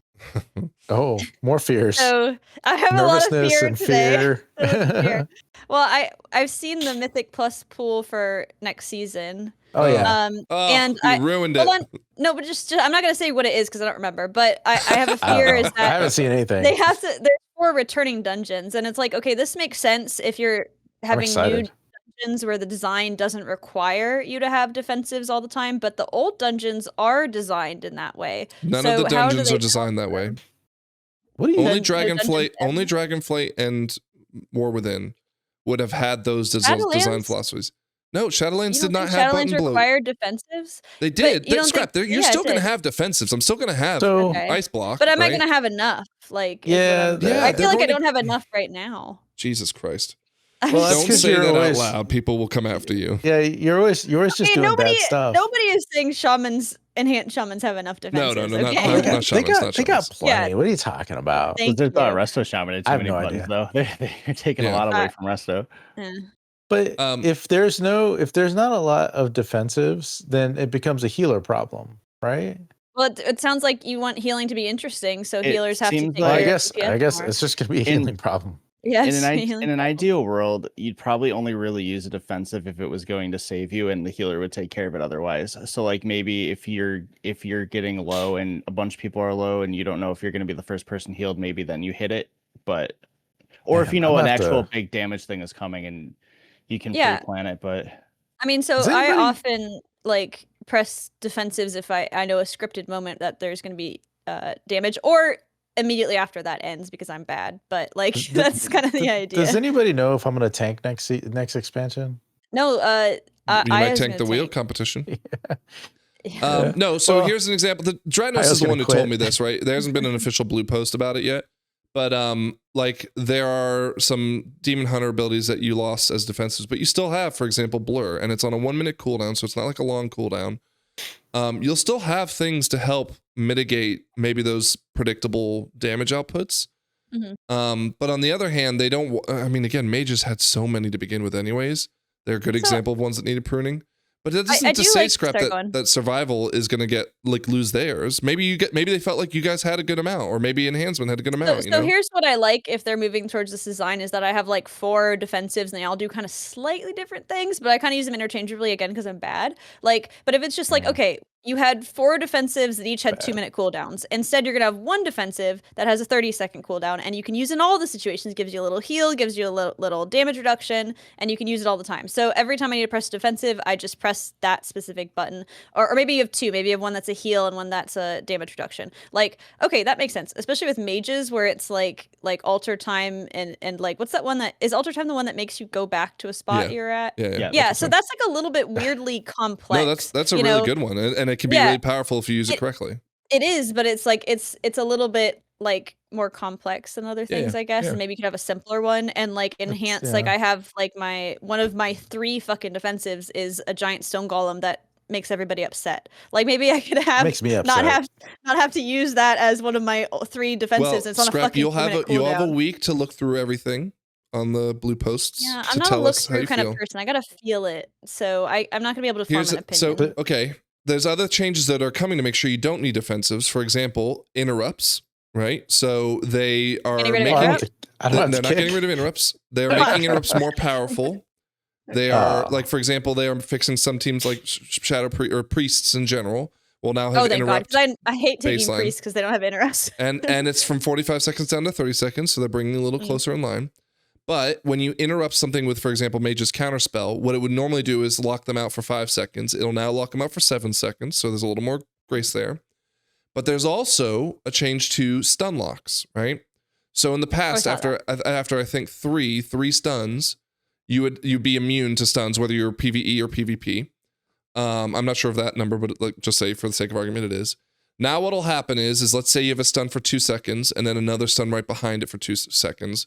It'll come in at half the value, so it'll now only stun for 1 second, and it'll keep having until it hits 1/16 of the original time, and then it'll just continue to sit at 1/16. So we can now effectively not stun lock them, because again, 1/16 of 2 seconds is not a lot, but at least stop things if we want very frequently, if more stuns are available. But it'll also mean that we can stun, not worry about stunning something because it's stun locked, as well as interrupt things. So like they're trying to change the philosophy of how the damage comes out in the first place. And honestly, the one thing that I feel like is that everything they're doing was asked for, maybe by the top elite, 1%ers, but was asked for by most. Like, everyone wanted defensive pruning. Everyone wanted stuns to come back and be a way to handle some certain part of the pulls. Everyone wanted interrupts to be more meaningful and for less spell casting, which we see in the new dungeons a little better, and hopefully we'll see in the new expansion as they get more time to figure out what works and what doesn't. So I think like they're doing everything they're supposed to be doing, other than maybe pulling the Band-Aid off for add-ons immediately. But like I totally understand being cautious and being anxious about what's happening. They're doing a lot at once, and it makes me feel like one thing they're not. You said it yourself though, Scrap. They didn't do any tuning for the past 3 patches. I'm pissed off at that. You know what, Scrap? Hold on. Some buttons, right? No, do some dials. Here's the thing. It doesn't matter. It doesn't matter because you quit Mythic Plus and you just do houses now. So who cares? Yeah, they're not gonna build for you. I'm not for you anymore. Right. I'm not worried. So I am actually really happy they're doing all this because I feel like War Within and Dragonflight were kind of cut from the same cloth. And I was going into today, I was really worried this was going to be a very similar gameplay style expansion to the last two. And I like them, but I'm kind of just you go and you do the same thing and it gets a little old. So I'm happy it's almost like you're a whole new game you're going to be playing. I'm really excited now. And again, it doesn't look like they're really watering down the mastery. I'm not going to say complexity, but the mastery of the classes. They're just making it so that the ceiling isn't so high, I guess is the best way to frame it. So again, it's very early, and Scrap, hopefully you take out your reading glasses and take a look to see, because I can't tell you how survival plays. You have to tell us for yourself. Well, or maybe just a big rework. I can't really. Well, maybe you need to just look at the class Discord for them to give you the talking points, because you'll know what they're saying. I won't, right? Yeah. We'll petition for alpha access. It's fine. Don't worry about it. Oh man, I wish.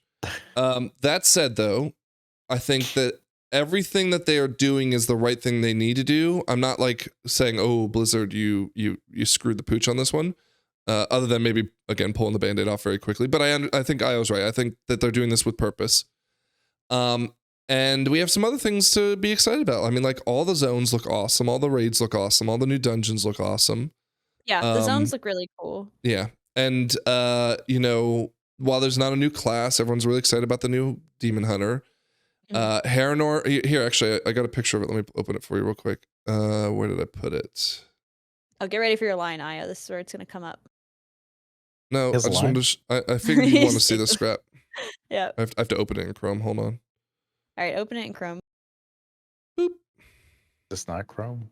Yeah. Oh, wait, what's the little rat? Is that the travel form? So, little mongoose? You've got, I believe this is the feral form. Yeah, it's like a wolf. The bear. Guardian. This is the water form. This is the flying form. Oh, it's an otter. Okay, what's the travel form? And this is the Boomkin form.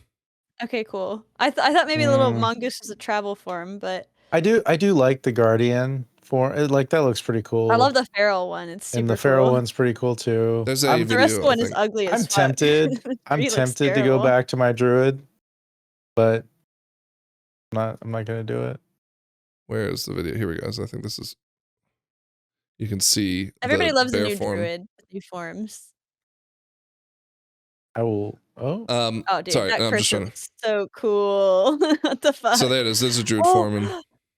What? Look at that creature! I want to ride it. That's a little dinosaur. Wasn't even looking at the druid. She was looking at the. I saw one of the Mythic Hunter Plus at heart. dungeons. I want to ride it. One of those Mythic Plus dungeons is called Maya Sora Falls or something. So I'm very excited for some dinosaur themed shit. That's everything to me. Wait, hold on. What? Can we talk? Are we going to talk about the dungeons? Why didn't they only talked about one of them? Got no shoes on. They only talked about one of them in the Oh, this is another no shoes class. Come on now. Or Scrap said they released the dungeon rotation for. They did. We'll talk about that in just one second. So this is some visuals of the new dungeons coming in the expansion, but we will have a season 1 rotation. So here's Windrunner Spire, very heavily influenced by the Windrunner sisters, but we hear it from the perspective of their lone brother. Oh, I've been there. I've been to that place before. Have you been to that place? Yeah, it's in IRL? Ghostlands. IRL, it's where? Yeah, it's in Ghostlands. IRL. But the first boss is this bird that's protecting its nest, and let's see if we get there's there's the bird. Whoa, I'm always excited. There's these assholes that are guarding something. I don't know. And I'm always excited for new dungeons. There's a orc that killed the brother, so he's like a ghost there haunting him. Cool. And then I think at the end you fight you might be just fighting a combination of the Windrunners, it's all of them. Cool, a council fight with all three of them. No, I think it's one of them that has all three. They maybe meld between the three of them, they phase. I don't know. Dude, I'm getting emotional. They better fix Sylvanas' arc. They have a chance. They have no chance. Cool. Before we talk about the dungeons, I guess. Okay, we'll talk about the dungeons now. Why not? Right. Yes. What are you gonna say? So, well, there's other small things we can talk about afterwards. We'll kind of wrap it Oh up. yeah, let's talk about the dungeons. So That's the important. rotation has been announced. So Matcher's Terrace, Mary Sarah's Caverns, whatever. Maya Sora. Sara Caverns. We don't know anything about dinosaur. those. I don't care about that. Oh, by the way, real Caverns, quick, Scrap. Did you know there's a Caverns? Loa of what was it? Loa. Empire Loa? No, there's a new Loa they were talking about, and I wanted to. Loa of your mom. I love troll shit, dude. I love Loas. Where's the Q&A? There we go. The Loa of capybaras. Oh yes, it's the Loa of children. Oh Named my Philo. See, my favorite Loa is Johnny, the Loa of trash. Okay. So. Yeah, that's a good one. Algathar's Academy. So, yeah. Windrunner, Nexus Point. Now, Dungeon. Algathar's is coming back. Okay. So this is the one that they'll probably rework based on the damage outputs. Yeah, that's when you definitely need a trillion defenses. Yeah, but for. Scrap, they're going to rework them. They're going to rework them. Okay, Seed of the they- Triumvirate, which is the one that I thought was Skyreach. going to come back. Yeah, Shawnee said he didn't like any of them. I was like, Shawnee, didn't you say you want Skyreach? She's like, oh yeah, I do. I thought he loved Skyreach. Yeah. Skyreach is Yeah, okay. It's annoying. I'm not. This is probably my least excited one. Yeah, and then I'm Pit of excited about Sauron from Lich King, Chef's Kiss. Mwah. Oh my God, that's gonna be such a I good don't one to remember redo. that one.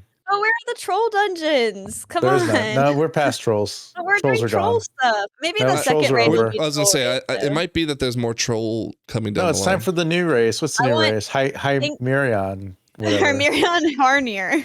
Whatever. King's Dress, and I want the other side. That better be The coming. other side.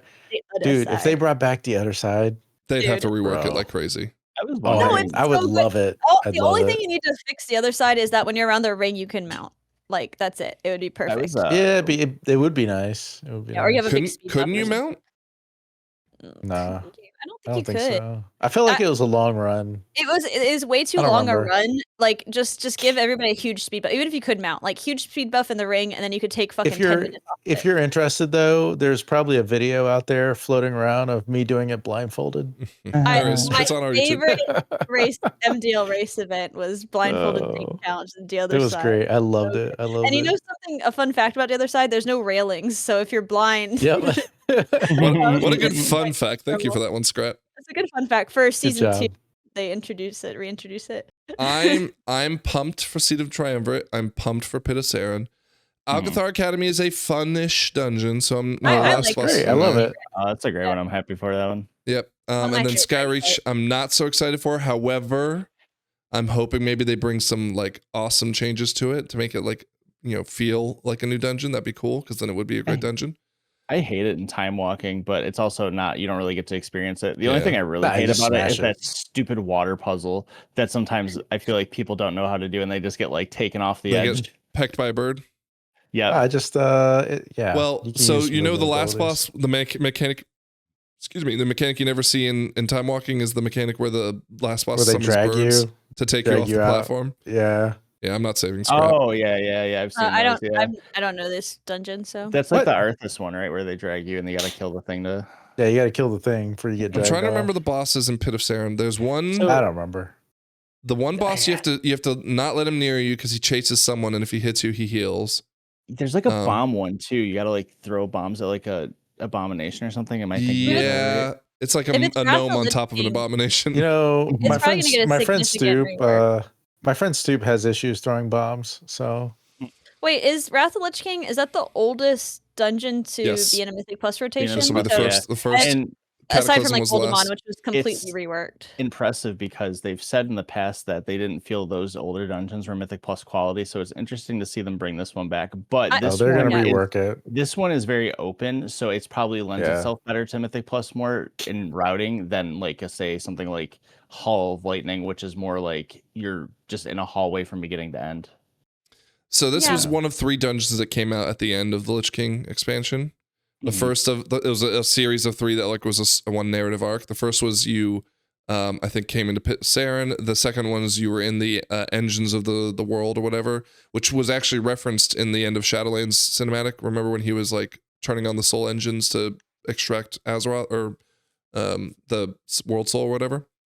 So that's the second of the dungeons, and the third was you were inside Arthas's chamber watching his memories, and then he like comes and chases you out, and you have to like he slowly walks after you, and you have to like keep breaking down walls. Ooh. I kind of wish that last one was brought back just because it wasn't a very fun mechanic, but it was really cool, and I'd like to see them Mythic Plus it, but maybe another time. But anyways, Pit of Saren, good dungeon, fond memories of it, and I'm excited. Now, again, I hope they give it a really good paint of coat of paint.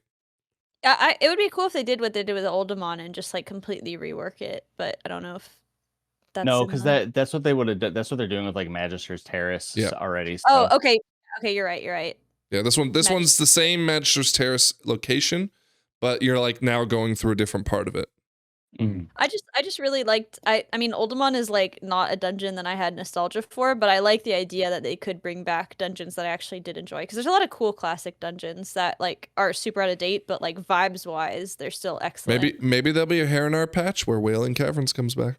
I mean, I'm thinking Myosora Caverns, which Myosora is a dinosaur, Frank, in case you don't know, or Myosaurus. So I'm thinking it's going to have the energy of Wailing Caverns. Well, he tried to pronounce it. He was choking through it. Like, so I'm excited for some dinosaur stuff. Do we think this is a, pretty locked in good season? I know we don't know, obviously, these 4, but... Bro, all seasons are good seasons to me. You know how I'm like, fun, yeah. I say I'm nervous about some things. One thing I'm not nervous about is the Mythic Plus season, because I feel like they've been hitting it out of the park since Shadowlands. So I don't have any reason to feel nervous about that. I don't worry about that. Even when they brought Skyreach back or whatever, not Skyreach. What's the win one that we did? Vortex Pinnacle. Vortex Pinnacle. Oh, yeah. I don't care. I didn't love Vortex Pinnacle. I think Cataclysm dungeons do feel very dated. The dragon boss with the direction of the winds, I actually kind of really like that boss. No, the bosses are great. Mechanic. I hated way more the other Cataclysm when they did the one with the Nagas and stuff. And the octopus. Thorn of the Tides. Yeah, that one was one you knew you were racking up like 20 deaths a run and you'd still time it. But that was a good example where they reworked it and brought it into modern WoW. And I thought they did it. It was good. I just don't like that dungeon. I mean, we looked at it. I remember that season was like the highest I'd ever pushed. I was doing like 24s and up. And I had only done Throne of Tides like 15 times. I literally did 23 of it. I was like, done. I really did not enjoy the dungeon. Yep.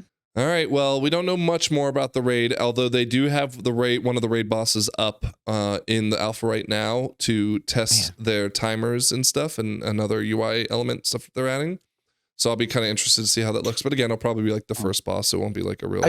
I keep looking, and it looks like I still don't have access to alpha. It's not here. You think it's gonna happen? We're not doing this live, Lithian. How are they know our prize for alpha? I keep looking anyway, and I'm sad. I keep hoping there's just gonna be a mug in front of me. Other tidbits around the deep dive and information that came from it. We've got the physical edition. It was teased in their little thing. Now, fun fact: I think that the actual items that were in the physical edition were leaked by PC Gamer. So a dark heart? You get a real dark heart? You get a real dark heart. These were leaked, and apparently they PC Gamer broke like an NDA, and so Wowhead and everyone else that reported it had to delete all their posts about it.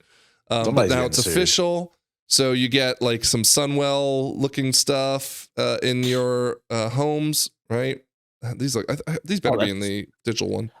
God, I kind of want it now. But you get this, you get the Zaltath pin, and you get an actual dark heart. I don't see any feet. Wait, didn't last time for War Within you got like a statue or something, or am I making that up? You got something. You got an I don't remember what it was. Statue with a dragonfly, I think. No, but you got something else. I never did the trinkets. That better be very high quality, like replica dark heart. Yeah, like this is like got some nice. They're not like an acrylic sphere and painted plastic. How much is this? How much is this, by the way? Over $100, right? $139.99, I think. Oh, $139.99's not. What if I already bought the digital one? You can cancel it still. You can still cancel it. Oh, you can cancel it and upgrade it? Yeah. That's weird. I'm not doing that. I mean, how much is the digital one? Technique's the one who always would buy the physical copy. I have the physical copy of the original, but I never bought the other ones. Or $40 more for a dark like heart. I don't buy a one physical anything. thing I wish they would do with something like this is, even though it wouldn't have much of a purpose, I wish they'd give it like an old school style Warcraft box where you have like the character on the front, like an important character to the story. Dude, this is old. This is okay. Sorry to cut you off there. This is one example where I'm appreciative because they've kept the style of the box art consistent through all World of Warcrafts. Like there are so how many times have you had like movies or another game series where it's like game 1, game 2, game 3, game 4, game 5? What the fuck? And it just and book series too. Yeah. Also, it sucks when you can't like put them on like a shelf next to each other. You can. They did that. They literally did that. No. What I'm saying, that's a good thing. Yeah. Oh yeah. I'm saying that. No. What I meant was, he's saying Call of Duty. Fuck you. Yeah. Is it an art book? Like there's an art book. There is. Yeah. Oh, okay. I want to see what that dark heart looks like. I want to see it. But I'm not You're waiting for the fan, unboxing so I don't video. even want it. Yeah, I need the unboxing, but I never bought this before. I'm not going to open it up because I don't want to lose you guys in Discord because of the way that this is set up. But you posted in our chat for the podcast a speculative release date of February 26th, 2026. Dude, based off someone on me. Oh, sorry, I'm sorry. Based on someone on Reddit who was quoting what is this, Deal Labs magazine? Yeah. Which is, I guess, in Italian, maybe? I don't know. It's just random fine.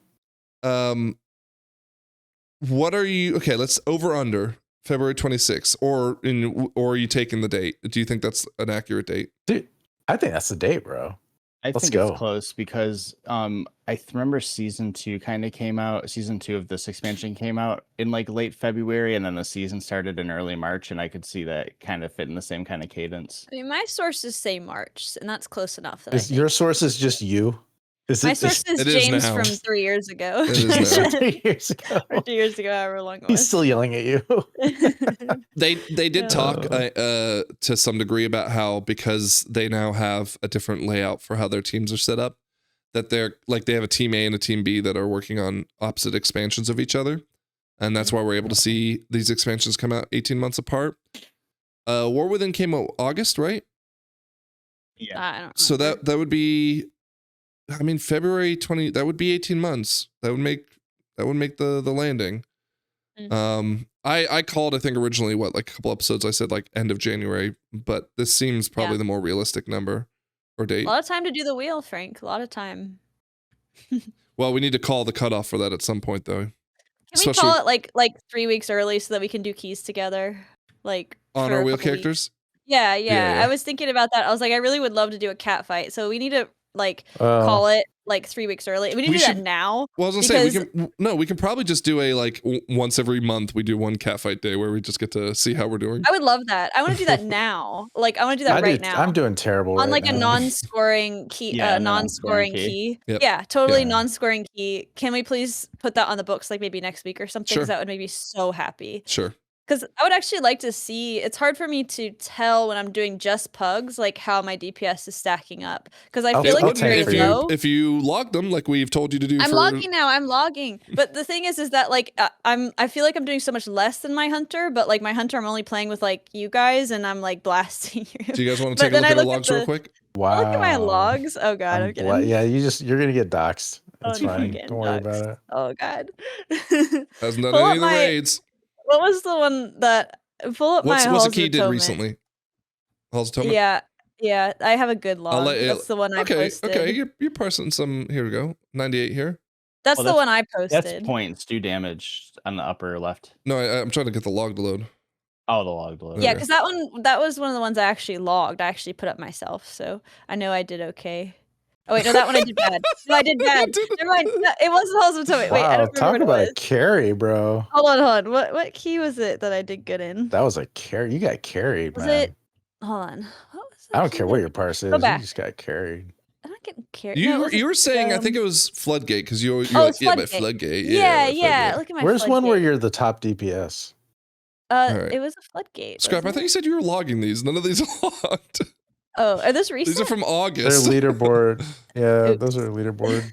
Jesus no, Christ, Scrap. Floodgate. Was Maybe it Priory? It was Priory. Yeah, it was Priory. Click on that one. I did get in that one. All right.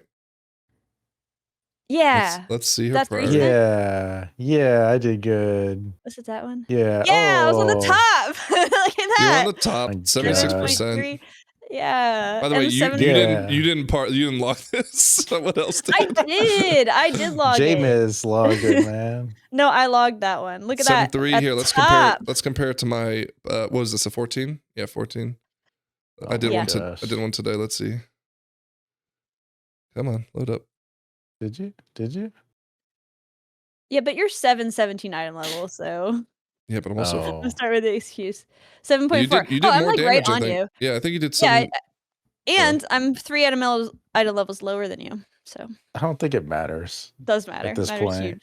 Matters Either huge. way, congratulations, you're doing well. You should be proud of Yeah, yourself. I feel like once I've ironed some things out, I do feel like the juice isn't quite worth the squeeze with enhancement. Like, if you don't have your CDs, you're like sweating your ass off to keep up with procs and stuff, and you don't get output out of it. Affliction's the same. Yeah. I do kind of want to try. I really, really like it. Like, I like the idea of it being really procky and fast paced and stuff, but I don't know if it's gonna overtake like survival, especially with all the new pets coming out. Like, I'm definitely gonna start as a hunter. That's a fun way to start an expansion. The only other thing I can think of to talk about, the talent trees are out, but like they're all busted right now, so I'm not gonna. Oh, I got we'll review that opinions next about week. talent tree, Frank. Okay, go for it. Since you just want to talk about them Look, in general. I was going about this in the Discord. Many people getting mad at me. I think it's really who got mad at you? stupid. I don't remember. I just had a vibe of people mad at me. Oh, okay. But they're saying, so look this title, so many new talents for all classes, but then they're also saying we are dumbing down everything. So like talents are just bullshit. No, like, they're taking bad talents out and putting good talents in is what they're saying. Sure, that's how they're framing it. It's just What's it's Wowhead? just fake. What's my Wowhead? Yeah. What? Talents are not a Scrap, selling point. scrap. They're only a selling Blizzard point. For didn't say people. anything. I don't know why you're telling them that. Yeah, okay, Blizzard. okay, Blizzard. No, they didn't say anything. This is Wowhead saying, "Hey, look at this." If part of their selling point is that classes are getting simpler, but another selling point is we're adding more talents, it's like seems like those things don't mesh with each other. Well, they're not adding more talents. They're taking talent. They are technically adding they're more adding an talent Apex. points. They're adding an Apex talent. Adding more talent. They're adding one more talent. So they're just shuffling things around. They're not actually giving us anything. No. They're saying, hey, this is a bad talent. Cut it out. Let's put a new one in.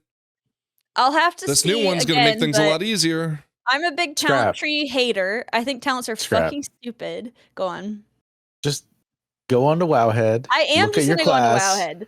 and see what the talents are. Do you want to get on your soapbox? Because I cut you off in the pre-show. I cut you off in the pre-show. I said, I don't want you to talk about this. I want you to talk about it on the podcast. I don't remember. Do you want to get on your soapbox again and talk about why talent trees are stupid?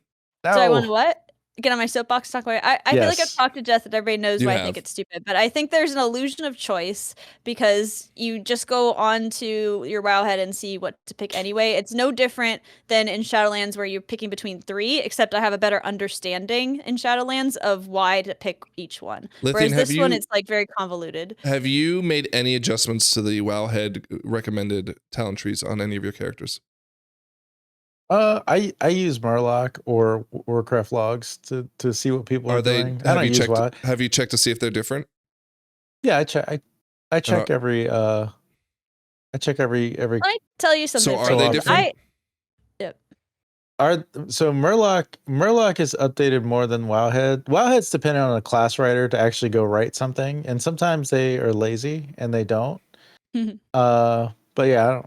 Let's use enhancement as an example. Let me tell you something, Frank, is that I actually, in Raid, a lot of the times, do get creative with my talent tree on my hunter. Everybody makes fun of me for not just clicking between them and manually moving my talents around. And then I do terrible DPS, and everybody makes fun of me. Word up, I guess. I don't know who that is. What are we looking at? An enhancement tree? Let's duplicate. Well, there's like Murloc. 4.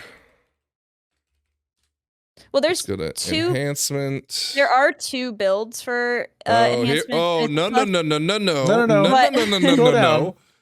Go down and look at the hero. You copy and paste, my friend. You don't even. There are 2 builds on the Wowhead article. So you can go fuck yourself. Everybody. So if you look at this, you see it gives a nice little map of what most people are running, and then you could see the hero talents. Like most people are running Stormbringer, I think. No, not for enhancement.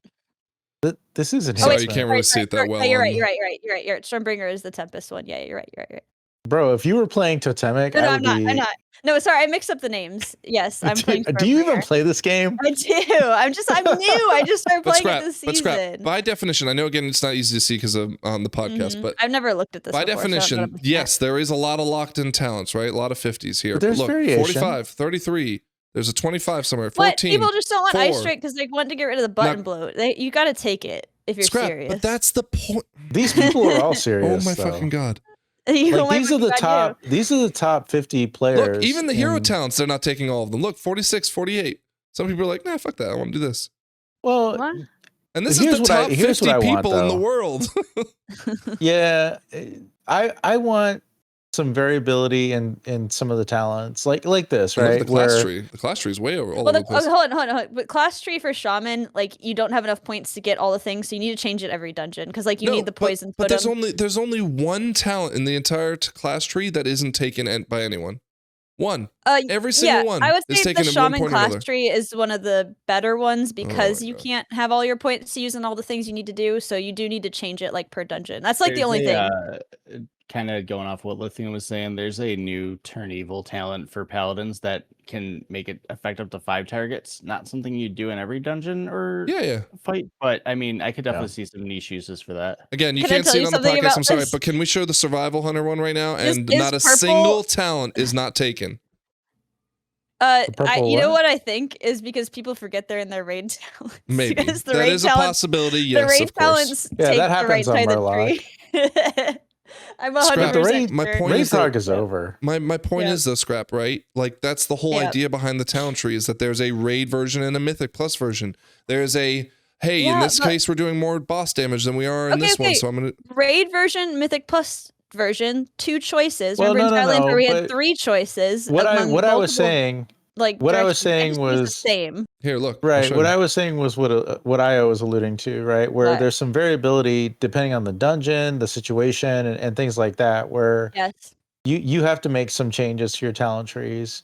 Oh, some people have been playing the My point is that this is what we had in Shadowlands where we had 3 choice nodes. It's just giving you extra Duplos to play with. Like to make you feel Duplos, like Duplo blocks. Duplo, yeah. This was the analogy I hit earlier. What was the website where it would show you all the variations of the like Archon? I feel like it's the illusion of choice, the illusion of complexity. It's exactly how it was in Shadowlands. They just have a lot of shiny buttons to make it complicated, so it's not accessible to people who start. Yeah, but would you rather it be like that or just have the buttons to hit? I would rather have it like Shadowlands, where it's like there were 3 very different choices across multiple, like kind of utility, DPS, and like cooldowns. This could be where I could easily tell why I would take one thing or the other. There wasn't like a bunch of percentages. There wasn't a bunch of weird things that like look at the script. Look at the script. What am I? The recommended class tree is the lowest popularity on logs. Sorry, why is it recommended then? Because that's what they wrote on the guide. I think that's wrong because there's multiple like You're ones. Right. Hey, does anyone have Archon's email? I should tell them they're wrong. I think you guys are wrong. Can they get a self? No. I think they might have picked the wrong Wowhead tree or something because everybody I've looked into has the same one. It might be that the left tree is throwing it off because the left tree is so much variability to it. Jesus H Christ. Go on. Some enhancement shaman. Tell me why. Scrap has that confidence. She has that confidence, even though she could be wrong. It's just the confidence is there. Look, I'm not arguing that people will go and pull it. That's how they choose to play their game is up to them.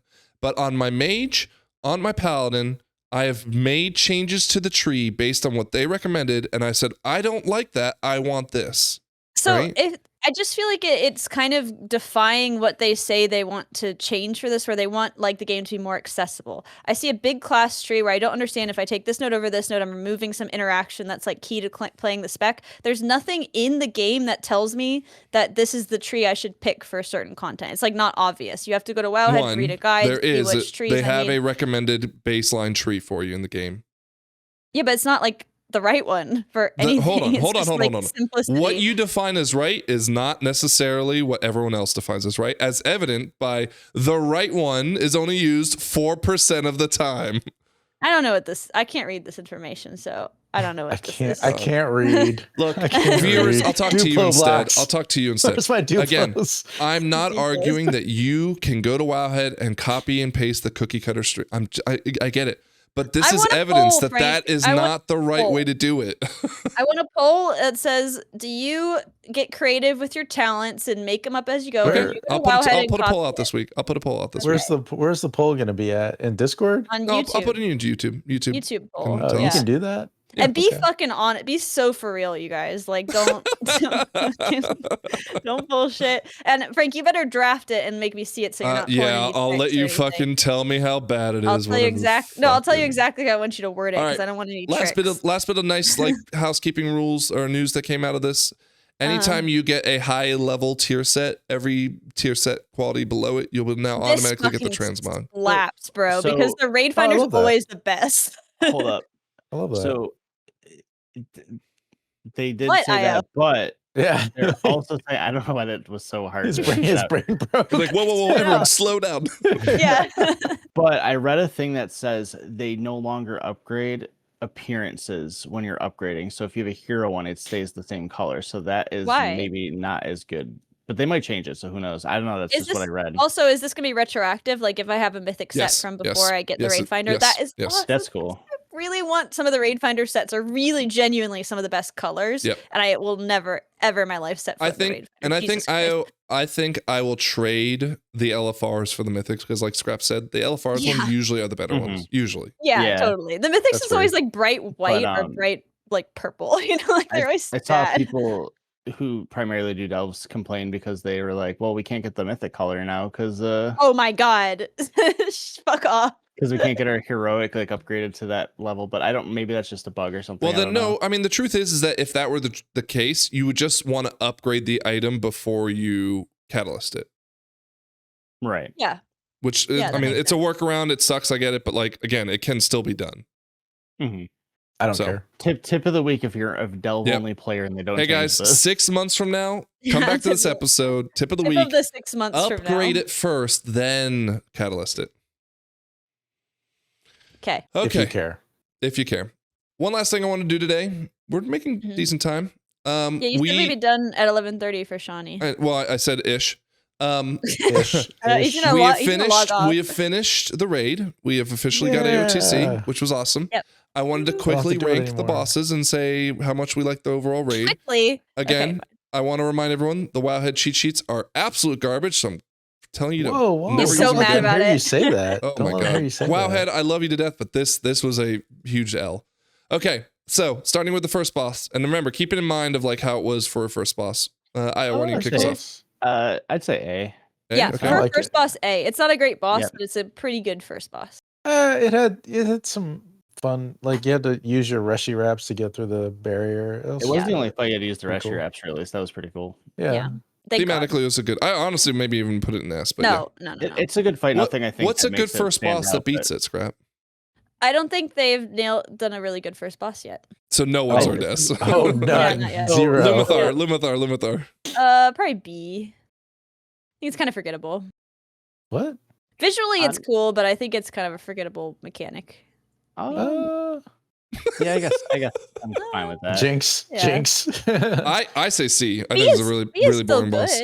Like, yeah. I'm fine. It's the second boss. Yeah. Come on. Keep in mind, this is heroic too. So if people are like, "Wait a minute, that's like it's not mythic or nothing." So. Yeah, it's not the mythic one. Which I was done. Okay. Yeah. I don't remember his name. What's his name? Soulbinder. Naz were Which one is that? Oh, that's the one with the canisters. The canisters. I give that a B also. Yeah, probably a B. I think it's kind of fun running around, but it's kind of hectic, and especially when the mechanics go out, if people are in the weird positions, you get the orbs everywhere. This one's very gear dependent, right? It was like very daunting at first, and then like we just got a little gear, and it was like, oh, this is easy. I'm just thinking about like the third boss of the last one, which was the radio guy, and that one was so much more involved and exciting. Rick Reverb. You don't remember? Rick Reverb is a good one. Yes, I would give that one a much higher score than this one. You know. Okay. Next. All right. Soul. What is it? Raz. Is that the black hole one? Forge or Raz. S tier. Yeah, S. Yeah, I like that one. It's a really good fight. It's a really good so cool. Yeah. Okay. What's this? Soul Hunters. Soul Hunters. B. A minus or B plus. B ahead of that guy. I don't. It's visually really cool, but I feel like it doesn't really. It's just kind of. Think about Well, your frames. If you have, hold think on. about If your you terrible frames issues. if I you didn't have have it good on this one, but yeah. if you have good tanks, then it's so easy. If you have bad tanks, I want to compare You it. have our tanks. I want to compare it to the council fight that's almost identical in nature in a Major Sill. Oh, I thought you were saying the council fight we see in nature. Yeah, okay. I was like, what are we talking about? Everyone hated that fight. Now, granted, usually it was the mythic fight. I guess I that don't was the worst. remember a council fight in a mirror. The bear, the little butterfly. Oh, that one was way cooler, I think. Yeah, where there's the line that you have to dodge and then you have to switch. Yeah, that fight was way more fun than this one was. And so B. because of that, I think you're that B. I'm going to say like B minus. Yeah, for a council fight, it wasn't that good actually. Now that I'm stacking against council fights, have a wacky chaotic council fight. You need a thing like a bear with a Santa hat, a little duck becoming a duck. Like you need. Oh my god. Yeah, totally B. And they're lame. Also, those guys they're very lame. Fractalist. If you're using a weak or a D, if you're not using a weak or, I'd say A. Yeah. A. It's a fun. I like for context. We didn't use a weak aura.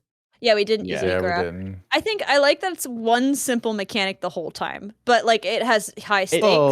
It's one simple mechanic that the people have to do, and we have stubborn people that don't want to move. And I know. Feels like I'm not moving. Yeah. No, it's a good. It's a fast boss also, which I think is like I think the third to last boss. Like I think it's good to have a fast one. Like let's get into the shit, but has very high stakes. It was like a gear check, so it kind of gets you ready for the next. You're not docking it at all. I ask you for the fact that you guys went to this boss before Soul Hunters. What do you mean? Sorry. Didn't you guys kill this boss before you killed Soul Hunters? Yeah, you kill that because A, it's easier because the weak aura, but also you get Soul Hunters loot in your vault, so that's why you kill that one first if you're going raiding. If you're going raiding. Are you sure about that, Ioski? Yeah, he's done it. Well, we haven't killed Soul Hunters yet, and like 3 people got the boots in their vault. So, well, I'm only cautious because Scrap was also running her mouth about how looting things don't respawn things. But okay. Oh my god. Oh, well, I still think that's true. We're gonna talk about the king. Can we put an extra tier on top for Nexus King? Yeah, King triple S tier. It's one of the best penultimate bosses. It absolutely could be a last boss. I feel like it was better than Farak, which everybody loves. If you have like a boss that's like Sarkareth or Farak, where it's mostly just like a humanoid type thing, like those fights are all right. You like your big Dimensiuses at the end, but yeah, this could have been like a really it blows Sarkareth and Farak out of the water. Like this could be an end boss for sure. It's really awesome. The biggest issue with us was some personal accountability at the end. We're bad at personal responsibility. That was rough, but it's fine. It was fine. We worked it out. Really great boss. We kind of worked it out. Going to the thinking back to like Razagath, how fun that fight is. Going to the side to fight the ads coming back, lusting down the dragon, and then having to put the things on the outside to then shoot the star killers. Like that's just really like a really cool sequence of fight mechanics. So you guys don't think the first phase is too boring to hurt it? No, but I think it builds up to like a crescendo. Yeah, I also think our first phase is not too hard because the tanks are consistent. Like you guys, once you got it down, it's really fun when we're not. It's still tricky to tank, right? Like you still have to be paying attention. I loved it as a tank. I loved it a lot, but you said it yourself, Scrap, that you're just standing there doing nothing. Well, you don't move and you don't die. Yeah, if you do move, you do die. It's a little long at the beginning, but I think it's okay. Like that, you still have to pay attention. You still have to move a little bit. Do more damage. It wouldn't be so long. Yeah, I don't count it against. I like a fight that ramps up. I always said that's what I love about Razagath is that it has like these distinct phases that just get fucking psychotic towards the end. And I feel like this is a perfect example of that. Like quick phases that are all really different and get more exciting and higher stakes as they go on. So it's a great fight. No notes. Dimmy? Dimmy. All right, Dimmy. Dimmy, I give regular S. A regular S? Yeah, I give him a It's a regular good S one. too. It's not as I think good. of Demi as high as this as well, but No, but I feel I like can it's not as understand why. good as like Denathrius or Razageth in my I mind. don't know. But of this, I would probably put it right after those two of like recent memory bosses. So I give it a regular S. A boss as big as and ambitious as this one was in like the 3 different platforms, especially when you have stuff like Sylvanas in the past, this could have easily have been like something like that. And the fact that they kind of I will make it say, like that at all. okay. Whereas like in Sylvanas, the second phase is like the most agonizing part. I feel like the second phase of Dimensius is the best part. It's so exciting. It looks fucking awesome, and it's really, really tricky. Like it made everybody me pull has out to the be so DK. focused. Yeah, we had to switch characters around. Yeah, and then what I liked about go on. Well, I was gonna say, do you like the fact that it has a DK raid buff on it? Do you think that's something? Yeah, dude. Yeah, We I used think our raid DK's buff. Yeah, I It was think that great. is the DK raid buff, so that you have to use it is good. It was awesome. I But loved it. but that there's difference though. That was required asterisk versus not having a mage is not required. I don't think it's required. If you have like banging range DPS, you can know how to focus. It could be like stunned and killed. No, you don't think so? It's almost and certainly required. Because you have to like not only kill it, but you also have to make sure it doesn't get a cast off, and coordinating the range. It's like mythic level coordination to do that. I know. I feel like with our group, maybe it's not viable. When I feel like maybe for other groups, it could be. Like it doesn't that crazy to me that range could focus it down and rotate stuns, right? Like, oh man, I can't wait to play with Shawnee tonight. Yeah, I can't listen to. I got God. Well, okay. Overall, rate the raid. Out of 10. Just like where does it land? Is it like a S tier to raid? Is it A tier What was raid? the first raid? Narubu Files. Did that have the spider? Yep. I love that one. The whole raid. No, I love the spider boss. Yeah, the spider boss was good. This is the best raid. Yeah, of War Within. Yeah, the best raid of War Within, probably the best. Probably almost the best one since Dragonflight. Maybe I feel like. Well, yeah, that would be the best in War Within. Oh, including Dragonflight, it's the best one? Yeah, including Dragonflight, yeah. So, like, yeah. It was all right. This might be a top 5 raid for me of all time. I really like it. You know, it's a good raid. It didn't overstay its welcome. I think it's... I would give this raid an S- tier. Well, okay. Hold on. The way that I rate raids is how many times Frank has yelled at us because we're bad at the game. Can I answer this before you say why you're rating it the way you are? This raid was exceptionally bad for me, and I even had to at some point say I'm maybe, like I've heard Max say like, oh, you never want to be that raid leader, but there's one person who's really just fucking pushing their luck, but it wasn't me. When we got to Nexus King and watching people just not communicate about where they were sending their star killers, it was so tilting. Because I'm like, literally in the moment of saying, guys, communicate. Come on, just ping, just talk to each other. And no one is doing it. It was the worst I've ever been as raid leading. I felt so out of control of how I was like trying to help everyone achieve their goal. If I'm just like desensitized to it, but I don't feel like you were particularly angry in this raid. Like, the Star Killer thing. That just tells me that I'm always angry, and it's a bigger problem than I think. I think when you daddy up on us, I think it's warranted. Like, I think that you could probably even daddy up earlier. Like there's some pretty silly shit that happens. When the first phase of Dimensius and Flux dies in like the first 5 seconds 6 out of every 7 time. pulls. Yeah, 6 out of 7 pulls. What are you doing, dude? Well, Frank was getting mad at him. No, it was okay. Again, for the lore of it, Flux every time the tank got smashed just was not paying attention and we got yeeted off the edge. And every time we go, hey Flux, and you go, no, I don't know, I'm sorry. Yeah, and Flux, he doesn't play a whole lot, and he was healing, so he's probably looking at the frames. Like I could definitely see him kind of just cognitively just being in a spot where he's like, oh shit, I forgot about that again. That also happened at the end of the night of Prague. So it was like Flux just being Flux. That wasn't even what was. You know why I wasn't getting tilted by that? It's because I put the markers down for where everyone should not put their schmutz. The little ring that you drop on the ground. Oh no! Concentrate. And no, it wasn't just concentrate that time. Like that time, everyone was doing it. It's like literally, guys. I'm warning you. 3 seconds. Don't put it anywhere near that. And it's like, yeah, I'm gonna walk towards this. What's this little marker? No, they're doing that was sending me over the edge. They see a marker there. They got to go to it. Concentrate was doing it on purpose. He told me. Yeah, later, and then at that Because point, it just was like, okay. When Concentrate was on our side, on Lithian side, we don't acknowledge the smutch marker. We put it wherever we want. Care. And then our people are smart enough to adapt to schmutz on the ground. Ooh. So we just ignore the marker completely. So when you move Concentrate, fairness, the marker's more required for a mythic thing than it is heroic. You could do it anyway. It doesn't matter. But yeah, we did it anyway. Dumb. But I'm just saying, when you move Concentrate had never done it that way before, and you moved him to your side, and all of a sudden he couldn't do it. You got to keep the same people on the same sides. Yeah, man. Honestly, I would love to. If there's a lot of side favoring bosses, like the second one and the second to last one and the last one, we need to have like dedicated sides, because it was kind of disorienting to switch sides sometimes. Yeah. Like if I've done it, I need to have dedication to people showing up. That's the problem. That's true. That's the issue. But then I also know what my healers. How many people did we lose this raid tier? A lot. Dude, this raid tier was Haywire accused me of being the reason why 7 out of 8 of them left.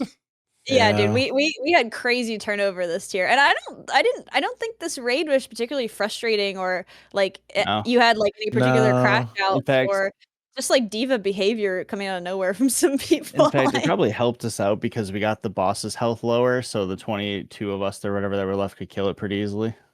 Yeah. No, we have a tight knit group, and we've always had turnover. People come, people go, people stay who don't mind the chaos and the. We have our core.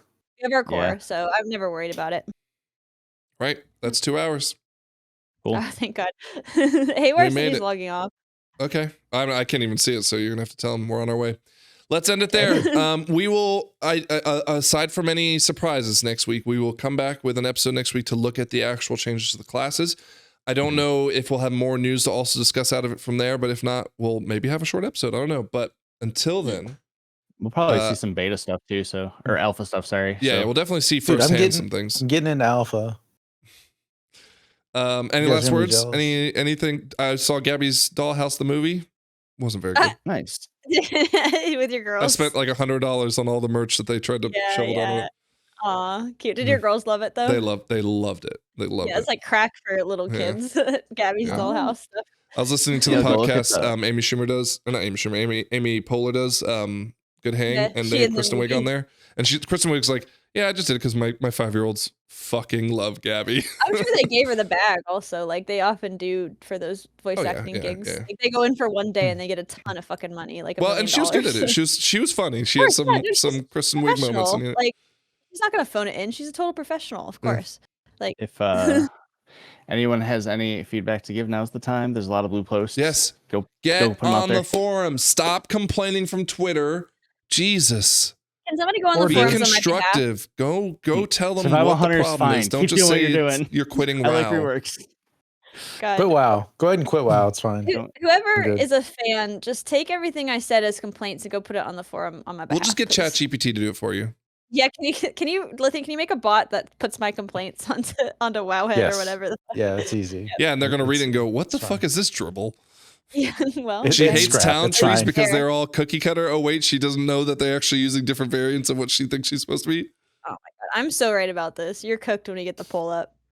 Oh yeah, the poll. Okay, all right. Yep. Thank you everyone for watching. We'll see you next week. Until then, happy alpha, happy WoW, happy fellowship, whatever games you're playing. And until then, we'll see you next week. Bye. Peace.